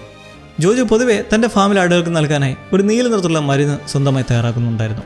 മരിക്കുന്നതിന് മുമ്പ് അതിൻ്റെ കളർ ഓൾറെഡി ജോർജിൻ്റെ കയ്യിൽ ഉണ്ടായിരുന്നു. മരണസമയത്ത് നടന്ന പിടിവലിക്കിടയിൽ ജോർജ് എലിയറ്റിൻ്റെ തലമുടയിൽ ശക്തമായി പിടിച്ചു വലിച്ചു. എലിയറ്റിൻ്റെ യഥാർത്ഥ മുടി റെബേക്കയെ പോലെയും ജോർജിനെ പോലെയും കറുത്തതായിരുന്നു. എന്നാൽ തന്നെ ആരും തിരിച്ചറിയാതിരിക്കാൻ വേണ്ടി അവൻ ഈ നാട്ടിലേക്ക് വരുന്ന വഴിയിൽ വെച്ച് വില കുറഞ്ഞൊരു മഞ്ഞ ഡൈ ഉപയോഗിച്ച് തൻ്റെ മുടി മഞ്ഞ നിറമാക്കി മാറ്റിയതായിരുന്നു. ജോർജ് ആ പെരുമഴയത്ത് എലിയറ്റിൻ്റെ മുടിയിൽ പിടിച്ചപ്പോൾ അയാളുടെ കയ്യിലെ നീലമരുന്നും എലിയറ്റിൻ്റെ മുടിയിലെ വില കുറഞ്ഞ മഞ്ഞ ഡൈയും തമ്മിൽ ഒന്നിച്ചു കലർന്ന് ജോർജിൻ്റെ കയ്യിൽ ഒരു പച്ച നിറത്തുള്ള കറയായി മാറി. കൊലപാതകം ചെയ്ത അന്ന് രാത്രി എലിയറ്റ് ഉറങ്ങിയ ഹോട്ടലിലെ തലയിണയിലും ഇതേ പച്ചക്കറ പുരണ്ടായിരുന്നു. ആ വിൻ്റർ ലാമ്പ് കഴിഞ്ഞ രാത്രി കണ്ടത് ജോർജിൻ്റെ പ്രയത്നമല്ലായിരുന്നു. ജോർജിൻ്റെ അതേ മണമുള്ള അവൻ്റെ സ്വന്തം മകൻ പീറ്ററായിരുന്നു. അങ്ങനെ ആ ഒരു വലിയ സത്യം പുറത്തു വന്നിരിക്കുകയാണ്. ഓഫീസർ ടീം എല്ലാവരുടെയും മുന്നിൽ വെച്ച് എലിയറ്റിൻ്റെ ഈ ക്രൂരമായ മുഖംമൂടി അഴിച്ചു കാണിച്ചു. എന്നാൽ എലിയറ്റ് ഭയത്തോടെ നിഷേധിച്ചു. ഇതൊക്കെ വെറും കെട്ടുകഥകളാണ് ടീം. ഞാൻ എൻ്റെ മുടി ഡൈ ചെയ്തുകൊണ്ട് മാത്രം എങ്ങനെ ഒരു കൊലയാളിയാക്കും?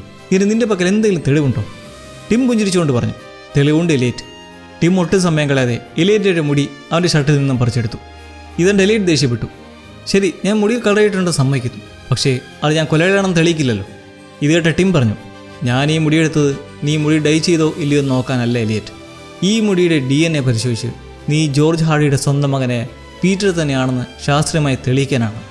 ഇതോടെ തൻ്റെ കള്ളങ്ങളെല്ലാം പൊളിഞ്ഞെന്നും ഇനി രക്ഷപ്പെടാൻ കഴിയില്ലെന്നും മനസ്സിലായ എലിയറ്റ് പെട്ടെന്ന് പോലീസുകാരെ തള്ളിമാറ്റി പുറത്തേക്ക് കൂടി തൻ്റെ കാറിൽ കയറി രക്ഷപ്പെടാൻ ശ്രമിച്ചു. ഇതിനിടയ്ക്ക് വേറൊരു സംഭവം നടന്നിരുന്നു. ജോർജിൻ്റെ ഫാമിലുള്ള ഇരട്ടാടുകൾ. അവരുടെ മനസ്സിൽ തലേരാത്രി ലില്ലി പറഞ്ഞ കാര്യങ്ങൾ അപ്പോഴും ഉണ്ടായിരുന്നു. ജോർജിന് വേണ്ടി രണ്ടും കൽപ്പിച്ച് ആ റോഡ് വരെ മുറിച്ചു കടന്ന് ഫാമിന് പുറത്തേക്ക് എത്തിയിരുന്നു.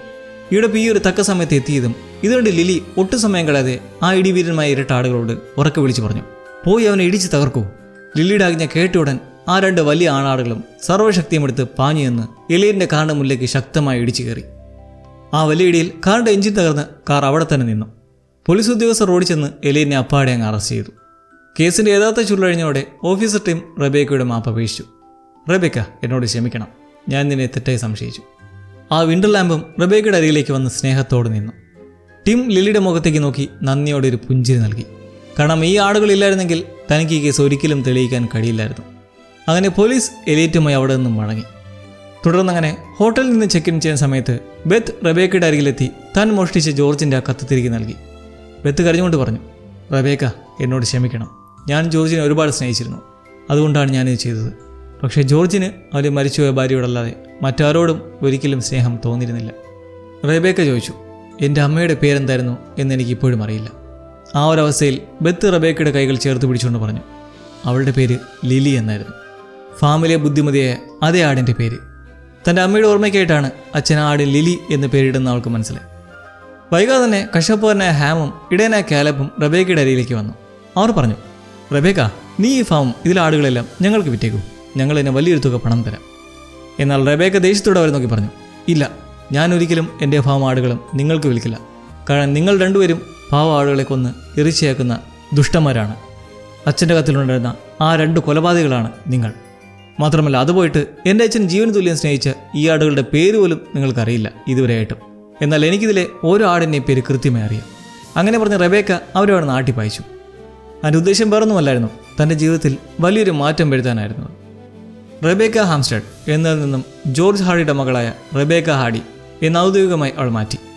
കൂടാതെ അവൾ കാലബിൻ്റെ ഫാമിലുണ്ടായിരുന്ന ആ കറുത്ത മുഖമുള്ള ഫ്രഞ്ച് ആടുകളെ മുഴുവൻ പണം നൽകി വാങ്ങി കഷാപ്പോവിൻ്റെ കയ്യിൽ നിന്ന് രക്ഷപ്പെടുത്തി സ്വന്തം ഫാമിലിക്ക് കൊണ്ടുവന്നു. അങ്ങനെ റെബേക്ക ജോർജിൻ്റെ ആ പഴയ കാരവാനിൽ താമസം ആരംഭിച്ചു. അവൾ ദിവസവും വൈകുന്നേരങ്ങളിൽ തൻ്റെ അച്ഛൻ ജോർജ് ചെയ്തതുപോലെ തന്നെ ഫാമിലെ എല്ലാ ആടുകളെയും അരികിലെത്തി സ്നേഹത്തോടെ കഥാപുസ്തകങ്ങൾ വായിച്ച് കേൾപ്പിക്കാൻ തുടങ്ങി. ആടുകളെല്ലാം വലിയ സന്തോഷത്തോടെ ആ കഥകൾ കേട്ടിരുന്നു. അങ്ങനെ വായനയ്ക്കിടയിൽ ലില്ലി പതി എഴുന്നേറ്റ് ആ വിൻ്റർ ലാമ്പിൻ്റെ അടുത്തേക്ക് ചെന്നു. അവൾ സ്നേഹത്തോടെ ആ കുഞ്ഞാടിനൊരു പേരിട്ടു, ജോർജ്.